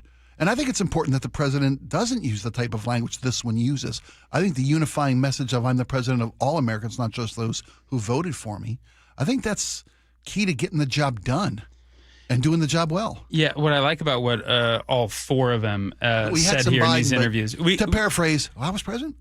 What was that? I'm sorry. Is that your best Dana Carvey doing Biden? Yeah, exactly. I think the through line here is that all four of these former presidents are sort of taking a look at the big picture here. I think we have a tendency in this day and age to get singularly focused on the issues of the day, which deserve attention. I'm not saying they don't, but we don't often talk about the 30,000-foot view of what it means to be an American as much, which is just as important, if not more so. So we get bogged down in... It's a luxury that previous presidents have. Yeah, that's interesting. The current president doesn't enjoy that luxury. That's a smart take. They've got to deal with the day-to-day, the minute-to-minute. Yes, but I'm hoping the 250th anniversary can lead to a little bit of a civics revival here in the United States of America, which I think is sorely needed, Spike, and I think has been neglected for far too long for the past couple of generations. And thank goodness this is on the calendar coming up just a few months away from now, to where it presents an opportunity to, like I said, reflect and gain some perspective and teach your kids about the Constitution, about American liberty and how it's not to be taken for granted, and how the American experiment has not been the norm for human history. It's been an anomaly. With the exception, I mean, to come, as Bono would say, to claw our way out of darkness, America was the first to do it, and an experiment of the people, by the people, for the people, and that it's worked for 250 years, and that if we don't secure it, preserve it, and fight for it from generation to generation, the natural tendency is going to default to, we want an absolute power guy who's going to call the shots for everybody. For some reason, I feel like that's almost innate to human nature. And this experiment of America is not. It's been such a departure from millennia of how things have been done. I mean, we settle our differences at a ballot box. We settle our differences by breaking bread and trying to persuade our neighbors, not through arms and just saying, I'm going to quiet the voices that disagree with me. And then we try to work things out and go together, living side by side with our differences. I don't think that's just flowery, positive thinking. I think that's really the essence of what we're doing here in this country. And I hope we're talking about it more and more with our families, with our friends, with our community as we approach 250. Yes, we still have deep-seated, deep-rooted differences and disagreements, but it's how we solve them or how we approach them and what our posture is towards them that truly make us Americans and set us apart. I think you're spot on, but I think a fundamental necessity of the conversation you hope we can have is a well-informed electorate that is accurately informed. I think maybe the greatest crack in this democracy's foundation is what passes for media and news these days, what passes for reality among some of us. And I say that to both sides of the aisle. And can we experience different digital realities and still come together at the end of the day? I mean, I talk to people that live completely different lives just because of what the algorithm is sending them as opposed to me. You're spot on. We're being fed. We're being fed this division for profit of a few, not the masses. All right, when we come back, speaking of division, our own Chris Sullivan is going to give us some of his much appreciated and valuable time talking about some of the closures coming up, not just this weekend, but for who knows how long, with regard to that Narrows Bridge and the discoveries made therein. We'll have that coming up next. Don't go anywhere. This hour is brought to you by Davis Law Group. KIRO News Radio, the first place you turn for the news you trust. ICE agents have now been deployed to 14 airports across the country. Traffic. Did they open lanes? They just reopened all lanes of northbound I-5. Engaging conversation. If he ends this right now, it only emboldens Iran. That's a big, big mistake. And your Super Bowl champion Seahawks. A one-hander! JSN! Always here, always with you. KIRO News Radio, 97.3 FM. DQ presents the Blizzard Double Flip Deal. For a limited time, when you buy one Blizzard treat, you get a second for just 99 cents. That's 2 Blizzards, 2 spoons, 2 flavors, and 2 flips. So don't miss out on the Blizzard Double Flip Deal, available only for a limited time and happening now at DQ. Because the only thing better than a Blizzard treat is a second Blizzard treat for just 99 cents. It's a deal to flip for. The Blizzard Double Flip Deal. Get it in the app. Participation may vary. I know that hiring can be challenging. You need someone to match your role perfectly. Well, now you can meet them fast on ZipRecruiter. Build your team, build it sooner. Meet your match on ZipRecruiter. Just head to ZipRecruiter.com/free right now to try it for free. That's ZipRecruiter.com/free. Meet your match on ZipRecruiter. Try it free. Owie, wowie. What's with the water heater's worn out. way less hot water? Takes a lot longer, too. Sounds like a goner. Worst of all, What? wasn't planning on it. We can help. Apollo Plumbing. Ready right now to get you in hot water. Same day. Not this day. My budget. How about with easy payments? How much easy? Around $50 a month with approved credit. A new water heater? 50 gallons of 100% hot water delight. For about $50 a month. 51, 52 to be precise. And you can do it today if that's what you need. Is it ever? Apollo installs new ones with code upgrades. Can't beat that. Actually, I can. What? Your same-day water heater replacement includes Wrenchy's worry-free warranty. Which means? Apollo Plumbing covers your new water heater for life. You mean should it ever wear out? Apollo Plumbing replaces it free. And if it needs service? Service is included for our A-list members. Wow! Your new water heater is ready right now at ApolloPlumbing.com. This might be the most surprising statistic I've shared in decades of doing local news. More than 75% of commuters will be involved in a car accident at some point. JP Pendergast of Pendergast Law with more. What makes it more surprising? The average person will be involved in 3 to 4 collisions in their lifetime. With accidents unbelievably prevalent, what are some safety tips if it happens to you? Safety first. Secondary collisions are not uncommon while awaiting help. Turn on those hazards and remain in a safe place. If a bystander witnessed the accident, capture their information and encourage them to remain at the scene. Seek medical attention immediately if needed, as delaying can be a costly mistake. Lastly, remember that statements made to police and insurance adjusters can affect your case. Collisions are more common than we'd like to think. If you find yourself in one, follow these helpful tips and then call my friends at Pendergast Law. If you or a loved one's injured in a car accident, call Pendergast Law. We can help. PendergastLaw.com. I'm Ed Evans, CEO of Consumer Cellular. No, we're not one of the big guys. Truth is, we don't want to be. If you're over 50, Big Wireless probably has you paying for more data than you might need. You could be throwing away thousands over a lifetime. Our entry-level data plans start at just $20 a month. And for a limited time, switch and get your second month free. Call 1-888-FREEDOM, visit consumercellular.com or a store near you and get your second month free today. Plans include $5 credit for auto pay and e-billing. See site for additional details. This is the story of the one. As a maintenance tech at a university, he knows ordering from multiple suppliers takes time away from keeping their arena up and running. That's why he counts on Grainger to get everything he needs, from lighting and HVAC parts to plumbing supplies, all in one place. And with fast, dependable delivery, he's stocked and ready for the next tip-off. Call 1-800-GRAINGER, click Grainger.com, or just stop by. Grainger, for the ones who get it done. Be advised, this is your opportunity to save up to 40 to 80% on a hot tub or swim spa. This weekend only, Friday through Sunday, Washington State Fairgrounds Event Center.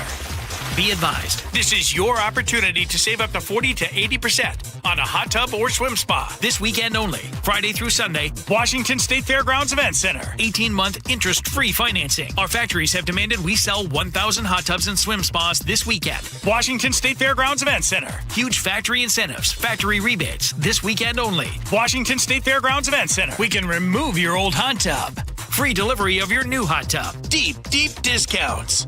Washington State Fairgrounds Event Center. Free delivery of your new hot tub. Just relax and enjoy. Washington State Fairgrounds Event Center. Friday, 2 p.m. to 8 p.m. Saturday, 10 a.m. to 8 p.m. Sunday, 10 a.m. to 6 p.m. Free admission. Free delivery. Washington State Fairgrounds Event Center. Call 833-SPA-SALE or visit hottubandSwimSpaSale.com. Home Comfort Alliance, a Carrier factory authorized dealer delivering efficiency, reliability, and quiet performance every time. John Curley here. Upgrade to Carrier cooling and get a heating system free. Use their 60-second price estimator at homecomfortalliance.com. KIRO News Radio 97.3 FM Northwest News. Now, the latest from KIRO News Radio and mynorthwest.com. Good afternoon. I'm Aaron Granillo. There is no timeline for ending the war in Iran, President Trump says, telling reporters in the Oval Office today he does not want to be rushed. We'll see what happens. They have a lot of, we have no pressure. It's only guys like you with a question like that about what's your time. We've been doing it for 5.5 weeks. Presidents also ruled out using a nuclear weapon in Iran. Why would I use a nuclear weapon when we've totally, in a very conventional way, decimated them without it? No, I wouldn't use it. A nuclear weapon should never be allowed to be used by anybody. He did say Americans should anticipate paying higher gas prices for a little while, in his words. Microsoft is offering voluntary retirement to some of its longtime employees. This is unprecedented for the company. GeekWire estimates about 7% of the company's workforce in the U.S. would be eligible. The move is considered a way to control costs while the company ramps up AI investments. Facebook parent company Meta says it plans to cut 10% of its global workforce. That's about 8,000 staff members. CBS News tech contributor Ian Schur. It's unclear how much further these types of cuts will go. It's clear that automation and AI coding tools are pushing a lot of what's happening in the tech industry. And there are a lot of businesses globally who say they intend to cut staff because of automation. A bipartisan group of U.S. senators is now pushing something they're calling the Hot Rotisserie Chicken Act. KIRO Radio's Frank Lenzi explains. America's best and delicious affordability play is Costco's $4.99 rotisserie chicken. That's a quote from Pennsylvania Democrat John Fetterman. He's working with West Virginia Republican Jim Justice, among others, on the bill, which would allow people to use their SNAP benefits to buy rotisserie chicken and other hot-prepared foods, which were excluded decades ago as a means to promote home cooking. Well, critics say that policy's outdated and penalizes families who are already struggling to make ends meet by excluding convenient and nutritious options. Frank Lenzi, KIRO News Radio. Let's go down to the real-time traffic desk. It's 2:33. Here's Nate Connors. All right, Aaron, this one brought to you by the Puyallup RV Show. We've got a couple separate collisions up on 405 in the north end. Let's start with South 405 in Bothell, just past 522. This one blocks the right exit lane to 160th. You're backed up to 527. Linwood to Bellevue isn't too bad at 25 minutes. It's northbound 405 heading into Canyon Park just before 527. This collision blocks your toll lane. Your backup starts at Northeast 124th and 160th. It gets real thick. Bellevue to Linwood has climbed to 40 minutes. That's a 20-minute delay. Here in Seattle, North 5, we've got scattered backups approaching the West Seattle Bridge to the Ship Canal. It's about 25 minutes to get through all this. South 5, not too bad. You're going to get heavy at 520 to the Convention Center. South 405 is packed heading through Factoria. Another backup forming there near the VMAC in Renton. Bellevue to Renton, we're closing in on a half hour. And a reminder to be sure to keep an eye out for motorcycles as we start to warm up. We'll see more bikers out there. The Puyallup RV Show is back April 30th through May 3rd. Check out all the latest new models and from 15 overstock dealers. Kids and parking always free. PuyallupRVShow.com. KIRO News Radio, real-time traffic. I'm Nate Connors. Well, still cloudy out there. We are promising a little bit of sunshine, though, later this afternoon and tonight. Tomorrow looks mostly sunny with highs in the low to mid-60s. Right now, 56 degrees in downtown Seattle. I'm Aaron Granillo, KIRO News Radio. Your best source for local news. You're listening to KIRO News Radio, Northwest News.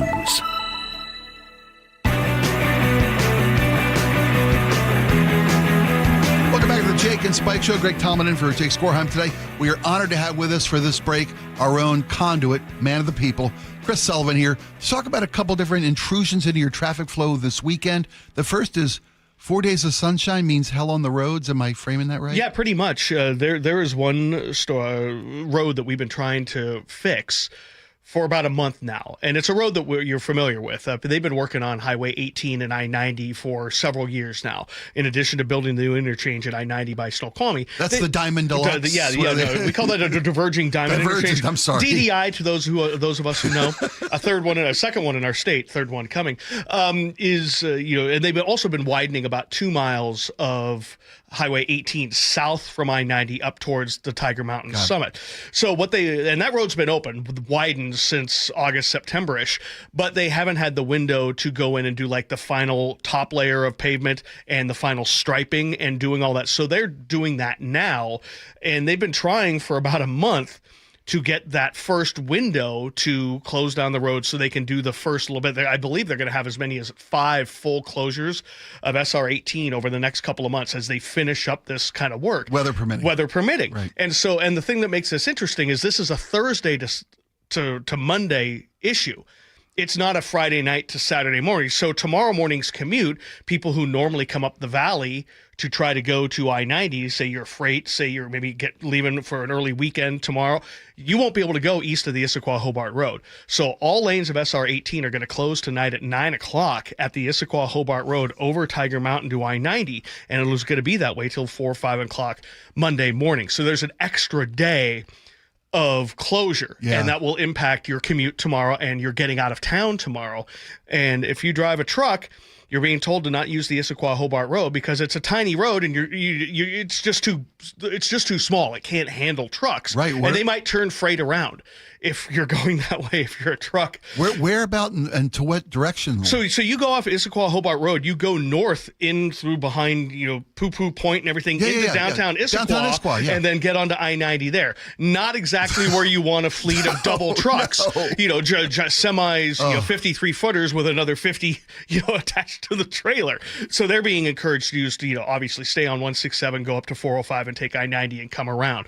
But if you're heading out to your weekend baseball tournament and you're trying to leave tomorrow early and you took your kid out of school early, you won't be able to go there the direct route. So eastbound 18 closes tonight for 4 nights as they start that work. And again, they needed 4 good days of weather. They finally got it, and now they're doing it. Now, the big intrusion this weekend is the Narrows project.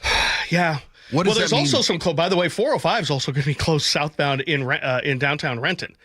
As well, but there's an easier detour around that. That's from the Maple Valley Highway down to 167, so just that little kernel of the S-curve. Yeah. That's also going to be closed all weekend long as well, so you're going to have to be detoured off into Renton to get around that. So that's another one. But the Narrows is a biggie because we don't know how long the 2 westbound lanes, the 2 right lanes are going to be closed. Because it's a structural issue. That's the old span. Correct. So if you're original span. if you that's people are Galloping familiar, Gertie 2. That's Galloping Gertie 2. Okay. It handled both directions until 2008 when the new one they built going eastbound. So now the westbound span is what the original east and west was. It's the old one, 76 years old, and they were in there doing some work this week. And they were looking at the steel and some of the joints, and they're like, "Ooh, wow! There's pieces of steel missing. You can see through. You can see through. There's a picture of mynorthwest.com. Yeah. There's supposed to be something there holding this together, and it's not there." So, Sully, is that possible or plausible that could have been something that happened rather rapidly or quickly? Could be. But this 76-year-old bridge has had emergency lane closures 3 times last year and 5, I believe, the year before, where they had to shut down lanes on an emergency basis to handle expansion joints and other steel bridge deck work, that just kind of popped up.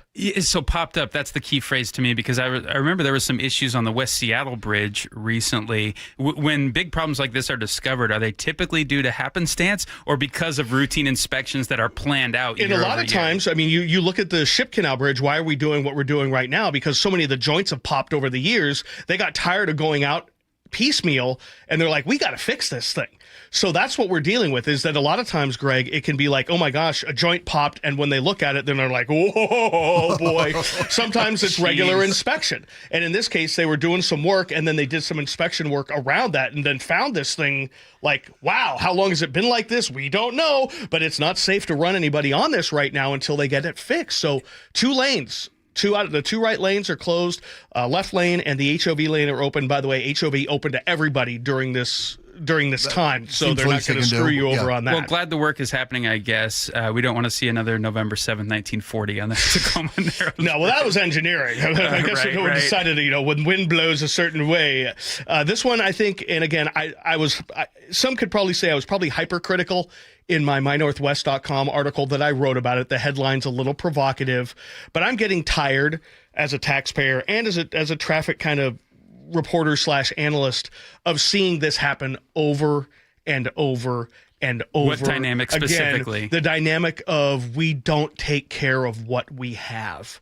Routinely, the legislature has chosen over the last 30 years or so, last 25, that when it comes to transportation, It's what can we build new? Okay, they've made priorities like, okay, we want to build this, we want to build this. We can get into the plus or minus of, some of it, bike lanes, but there's the boogeyman out there for those there's things. Also there's also the population explosion. Yeah, there's a new 520 bridge. There's we're getting things out of it. But there are boogeymans on either side, which I don't want to muddy the issue. But they don't fund maintenance and preservation really well in this state when it comes to the legislature. In matter of fact, how many directors ago with this? Roger Millar, I think they've had 2 since. Former director of WSDOT would tell me routinely that the state underfunds maintenance and preservation by $1 billion a year. That's just to take care of what we have because they defer that, and then one day you wake up and your bridge to Mount Rainier is closed. Like the Fairfax Bridge has been for a year. Yeah. So Wilkeson and all those people who live there, have been dealing with this for a year. One day you wake up and the steel's terrible and it's not safe to run anybody on it anymore. Or you go to the Tacoma Narrows and like, oh my gosh, we can't run these 2 lanes because it's not safe. And so I was kind of hypocritical. I focused in on that because it is an endemic issue that our state has had. And I found it very interesting that this last legislative session, all the talk now when it came to transportation, maintenance and preservation, maintenance. I think they're finally realizing that they can't defer this stuff any longer to take care of what we need. It's like putting in a brand new, great sod, beautiful lawn and whatever, and deck around your house, but the fence falls down and the roof collapses. It's like, wait, it's great. Look what we have, but you can't live there anymore. Your foundation collapses and your house comes down. So you're taking care of things that, are new and great. And, in our state, we need some of this infrastructure for our growing community, but you got to take care of what you have. And we don't do a good job of that. And that's kind of where I kind of jumped on the legislature a little bit on this one because, again, it's maintenance and preservation, and it's important to take care of that stuff. We do it in our own lives. If you don't put oil in your car, what happens? Well, I was thinking of a comparison to a metaphor of cleaning your gutters. If you neglect that for 4 years, what happens to the roof? What happens to the structure? Right. Well, you look at my roof. All the things I put off while putting Tommy through Catholic school and playing football in college. And then it ends up costing you more. I'm like, oh my gosh, I've looked at my roof. I'm like, it's nothing but moss. So I understand the choice you have to make. But those were intentional decisions. But that's kind of the same kind of thing. You don't take care of your tires, and then you get in an accident one day because you skidded on, you have no traction, or you don't take care of this or that. Things that you need, and that's kind of where we are. Well, and I'll say Olympia's had a spending problem, and probably what gets priority are some of the most visible things. Correct. And sometimes routine maintenance or inspections and so on and so forth, or the things that are unseen by the citizenry. And they're not sexy. They can be neglected for a while, but then when the quote S hits the fan, it's sort of we have no other choice sexy. here. We don't want sexy. Well, yeah, exactly. I mean, we don't want a bridge coming down. Do we have a time frame on the Narrows at all? No, it just TFN. They're working on it. They're trying to figure out. They don't really know how bad the damage is yet. I mean, they shut it down yesterday. We're less than 24 hours into this, so we'll have to see how it goes. Westbound, again, it's going to be more of an afternoon thing. Though I did see some slowing earlier today. I think people were just kind of caught off guard by it. Weekend plans. Certainly, if you're heading over to that side of the water, heading to Gig Harbor, you have to plan for this.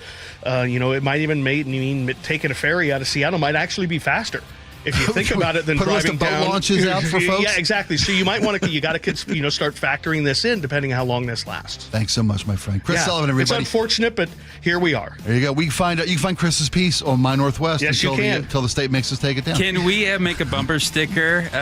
Pacific Northwest. It's unfortunate, but it's where we are. I feel like that's indicative of a lot of things going on. Around the state give me a few right minutes now. with AI. I'll see what I can come up with, Greg. Thanks, Chris. We'll be back with a text right after these folks. Don't go anywhere. Choke Points with Chris Sullivan. With Choke Points, we try to answer listeners' questions. It can be as simple as a neighborhood stop sign, or it can be as big as the budget for transportation. I don't care. I'll find the answer for you. It's really easy to get a hold of me at mynorthwest.com. We have a direct link there that gets right to me. You can also do it in the app. You can hit me up on the text line. Choke Points, presented by Carter Subaru. Tuesdays and Thursdays on KIRO Newsradio 97.3 FM. This Mother's Day, as we celebrate everything about Mom, and trust me, Mother's just about 2 weeks away, take a moment to think about what's next for Mom. And what does Mom deserve? And of all those of us considering assisted living or memory care, consider ageless living. In fact, why not take this moment to go to ageliving.com/spike and schedule a visit to an Age Living community near you. Bring mom, join us for lunch, take a tour. There's no obligation. And when you visit an Ageless Living community, you're going to say, this must be the place, because it is. Schedule your visit today at ageliving.com/spike. That's agelessliving.com/spike. This is the story of the one. As a maintenance tech at a university, he knows ordering from multiple suppliers takes time away from keeping their arena up and running. That's why he counts on Grainger to get everything he needs, from lighting and HVAC parts to plumbing supplies, all in one place. And with fast, dependable delivery, he's stocked and ready for the next tip-off. Call 1-800-GRAINGER, click Grainger.com, or just stop by. Grainger, for the ones who get it done. Finding great candidates to hire can be like, well, trying to find a needle in a haystack, but not with ZipRecruiter. Its powerful technology actively finds and invites qualified candidates to apply to your job. So while other companies might deliver a lot of hay, ZipRecruiter finds you the needle in the haystack. See why 4 out of 5 employers who post a job on ZipRecruiter get a quality candidate within the first day. Try ZipRecruiter for free at ZipRecruiter.com/free. That's ZipRecruiter.com/free. ZipRecruiter. Gas prices are at record highs. Markets are volatile. And if you're retired or close to it, I know what you're thinking. Is my plan strong enough for what's coming? Most financial plans aren't built for times like these. They're built for the good times. And that's a problem. That's why one of the Northwest's best-known retirement attorneys, Rajiv Nagayach with LifePoint Law, is personally leading seminars where you'll learn why the planning you've already done may not be enough and what a real retirement plan looks like when your healthcare, housing, legal protection, and finances all work together. No sales pitch, no obligation, just 90 minutes that could change the way you think about your future and give you the peace of mind that you won't run out of money or become a burden on your family. Attend a free LifePoint Law retirement seminar in Puyallup on May 5th, Federal Way on May 6th, Bellevue on May 7th, or Linwood on May 12th. Seminars begin at 6:30 p.m. Seats are limited, so register now at lifepointlaw.com. That's lifepointlaw.com. Do you notice sounds coming from your crawl space or attic, or possibly stale or foul odors in your home? This could be that rodents have gotten into your attic and crawl and have made it their home. They tear up the insulation to make nests to have babies. They contaminate it with their biological waste, which can be harmful to your health. And they ruin your home's energy blanket, costing you thousands of dollars a year. If you even think you may have a problem, call Insulation Northwest today, and we will come to your home as soon as tomorrow and perform a free, no-obligation inspection to determine what the problem is. This inspection normally costs $199, but it's yours free just for calling today. If we discover any problem with rodents in your home, we can get them out and keep them out and restore your home's protective insulation blanket back to brand new condition. Let Insulation Northwest give peace and comfort back to you and your family and save you thousands of dollars in energy savings. Call Insulation Northwest today, the real insulation company. InsulationNorthwest.com. My perfect day has sand, salt water, and friends. But my moderate to severe plaque psoriasis can take me out of the moment. Now I'm all in with clearer skin thanks to Skyrizi. Risankizumab Riza, a prescription-only 150 milligram injection for adults who are candidates for systemic or phototherapy. With Skyrizi, most people saw 90% clearer skin, and many were even 100% plaque-free at 4 months. Skyrizi is just 4 doses a year after 2 starter doses. Don't use if allergic to Skyrizi. Serious allergic reactions, increased infections, or lower ability to fight them may occur. Before treatment, get checked for infections and tuberculosis. Tell your doctor about any flu-like symptoms or vaccines. Thanks to Skyrizi, there's nothing on my skin, and that means everything. Ask your doctor about Skyrizi, the #1 dermatologist-prescribed biologic in psoriasis. Visit Skyrizi.com or call 1-866-SKYRIZI to learn more. There's a new kind of energy at Starbucks. Try the all-new energy refreshers. Strawberry acai, mango dragon fruit, or the all-new mango strawberry. New energy refreshers only at Starbucks. Right now, get a free furnace with the purchase of a premium heat pump and air cleaning package at CM Heating. Start today with an always free estimate. There's no beating CM Heating for heating, cooling, plumbing, or electrical. Go to cmheating.com.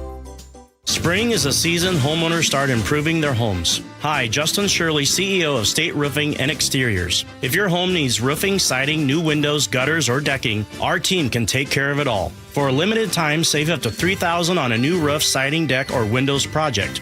Planning multiple upgrades? Combine your projects and save even more. Or with 0 down, 0 payments, and 0 interest up to 24 months, you can start your project now and pay later. Call 866-ROOF-ROOF or visit stateroofing.com.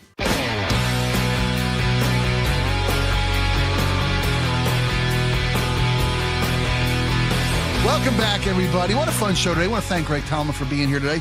Laura, excellent job, as always. Thank you. I want to thank the EMTs that responded to my fault. No, I'm kidding. Oh, please. It was awesome. So me, I responded to your call. That's what I meant, yeah. And that actually perfectly into our first text today. Josh in Auburn says, I watched The Fall of Spike 26 multiple times. Everyone had such a different reaction. I will say Greg looked like he enjoyed it a little bit too much. Well, falling can either be hilarious or deadly serious. Like, you don't know. It's either one or the other. If everything's okay, it's kind of funny. It's a fine line. It's a classic bit. And so I was going through that in my head. I'm like, is this funny? I'm like, if he's seriously hurt and that's on the live stream that I'm kind of smiling, this is going to be bad. Luckily for you. Luckily, all appears okay. All's well that ends well, buddy. 360 says, we heard you yelping in the background, Spike. Oh my. Did any expletives come out when you spilled? Adolfo in the 360 says, Spike, I heard what you said when you fell. Blasphemer. Oh, it was G-O-D maybe. Jamestown and Eastlake, please take care of yourself. And if you need to seek a medical professional for any reason in the next couple hours, do not hesitate. Check yourself. We need you on the air, Spike! Exclamation point. That's kind. On a new In-N-Out in Washington, that's right down the road from the first one, Brian in Olympia says, for distribution of supplies, you don't want your initial locations hundreds of miles apart. We kind of thought that going in. Yeah. Yeah. Steve Allen, In-N-Out has a company policy that a restaurant has to be within about 5 hours of a distribution location. So to come all the way north to Seattle, they've got to build a new distribution facility. Okay. Well, get on it. That makes sense. Well, that's how we'll know when they start building a distribution center. Right. Well, then there'll be a little spew of 3 or 4 locations up here in the Great Northwest. That'd be great. D.M. Puyallup says, speaking of In-N-Out fries, they usually are not great. Disagree. We ask for them extra crispy, and they end up giving us extra crispy fries that are delicious. Little tip for our listeners. Oh, I didn't know you could request Can you ask them to a little extra fry? crisp. Yeah, I was just down in California, so of course I went to In-N-Out, and I regret not doing this. That's a great tip. Tip. I regret that. Justin Tacoma says, forget In-N-Out. Support the better quality burgers of our local food scene. Never a bad idea. Ordering your weight loss drugs on Amazon topic. Judy in Tacoma writes, do you really want to trust Amazon with your health information? What about HIPAA? Well, what about it? You may also enjoy Come on, your information. Comfortable shoes. You may also enjoy lazy boy chairs. The ideas of secondary product placement are endless. Jamie in Bothell says, shopping local is very important to me, and I think it's very important to many people in the area. That's why I shop with Amazon. I see that. Nice work. On topless and or bottomless at the Denny Blaine Nude Beach. Kevin on 206 says, come on, Spike, you missed the best innuendo. Franks and beans. Frank and beans. Kristen Everett says, would the nude beach be as much of an issue if it wasn't in an affluent neighborhood? Is this similar to people buying a house near the airport runway, then complaining about the noise? Or the Franks. Or the Franks. That's exactly what it is. Fernando in Seattle says, are they going to make guys wear tops too? I've seen some old fat guys with some sizable... the moobs, like Jagger, they call this. The moobs, nice. Erica writes, I spend a good deal of my summers at a famous nude beach in Oregon. Okay. Rooster Rock. That's an innuendo. Yeah, I was just good. You said it. There's less sex, drugs, and rock and roll than most fully clothed places in downtown Portland. Keep Portland weird. And on summer campground closures and budget cuts, Doug in Mount Vernon says, if a tree falls on a bureaucrat, will that keep a park open? Thank you, Doug. We've had a great time today, folks. We appreciate you giving us a little bit of your afternoon. Jake Skorheim will be back tomorrow. Greg Talman, thank you so much. An honor. Great Thank job, you, Spike, my Laura, Andrew, everybody here. Coming in next, Mike Lewis and APR. Angela, thank you. APR's coming in. John Crowley's going to take the day off. They got a great show planned. Don't go anywhere. We'll see you tomorrow.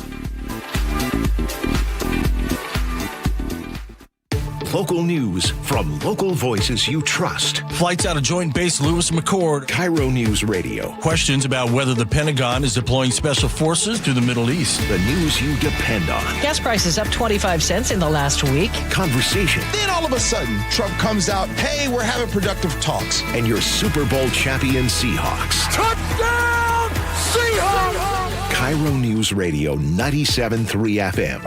streaming everywhere on the KIRO Newsradio app. Dr. Mark Wagner has performed over 20,000 stem cell procedures, including mine, at Seattle Sports Regenerative Medicine. And we've interviewed over 100 of Dr. Wagner's patients, and we hear the same things. It changed my life. I'm back to doing the activities I love without pain. It really works. It's remarkable. We love helping people get back to living life to the fullest and doing the things they enjoy most. They also must really enjoy not having the pain and recovery time with surgery. Stem cell therapy is a 60-minute, non-surgical, minimally invasive procedure to eliminate pain, regenerate cartilage, treat tendon and ligament tears, osteoarthritis, and chronic tendinitis. And you only use the patient's own stem cells. That's right, their body's own stem cells. So, whether it's a hip like me, an elbow, shoulder, or knee... Don't forget ankles, wrists, and thumbs. Yep, those patients too. Before choosing surgery, see Dr. Mark Wagner, MD first. Learn more at drmarkwagnermd.com. How was your break? It was great until I stopped for gas. Prices have gone up almost $1 with no end in sight. I might have to start watching how much I drive. That's exactly why I use Upside. I never pay full price for gas with the free Upside app. Upside? Yes, Upside. It's the free app that gives you cash back just for buying the gas you're already buying. So, even with the rising gas prices, I'll never have to limit how much I drive. Does that actually add up to anything? Just last year, I made over $200 with the Upside app. Wow, that's serious extra cash. I'm downloading the free Upside app right now. Download the free Upside app to earn cash back on the gas you're already buying. Use promo code THRIVE25 for an extra 25 cents per gallon bonus on your first tank. You can cash out anytime, right to your bank account, or an e-gift card for Amazon and other brands. Just download the free Upside app and use promo code THRIVE25 for a 25 cents per gallon bonus on your first fill-up. That's THRIVE25. Offers vary by user and location. Go to upside.com for terms and conditions.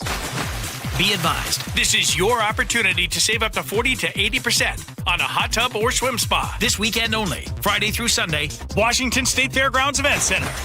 Be advised, this is your opportunity to save up to 40 to 80% on a hot tub or swim spa this weekend only, Friday through Sunday, Washington State Fairgrounds Event Center. 18-month interest-free financing. Our factories have demanded we sell 1,000 hot tubs and swim spas this weekend. Washington State Fairgrounds Event Center. Huge factory incentives, factory rebates this weekend only. Washington State Fairgrounds Event Center. We can remove your old hot tub. Free delivery of your new hot tub. Deep, deep discounts.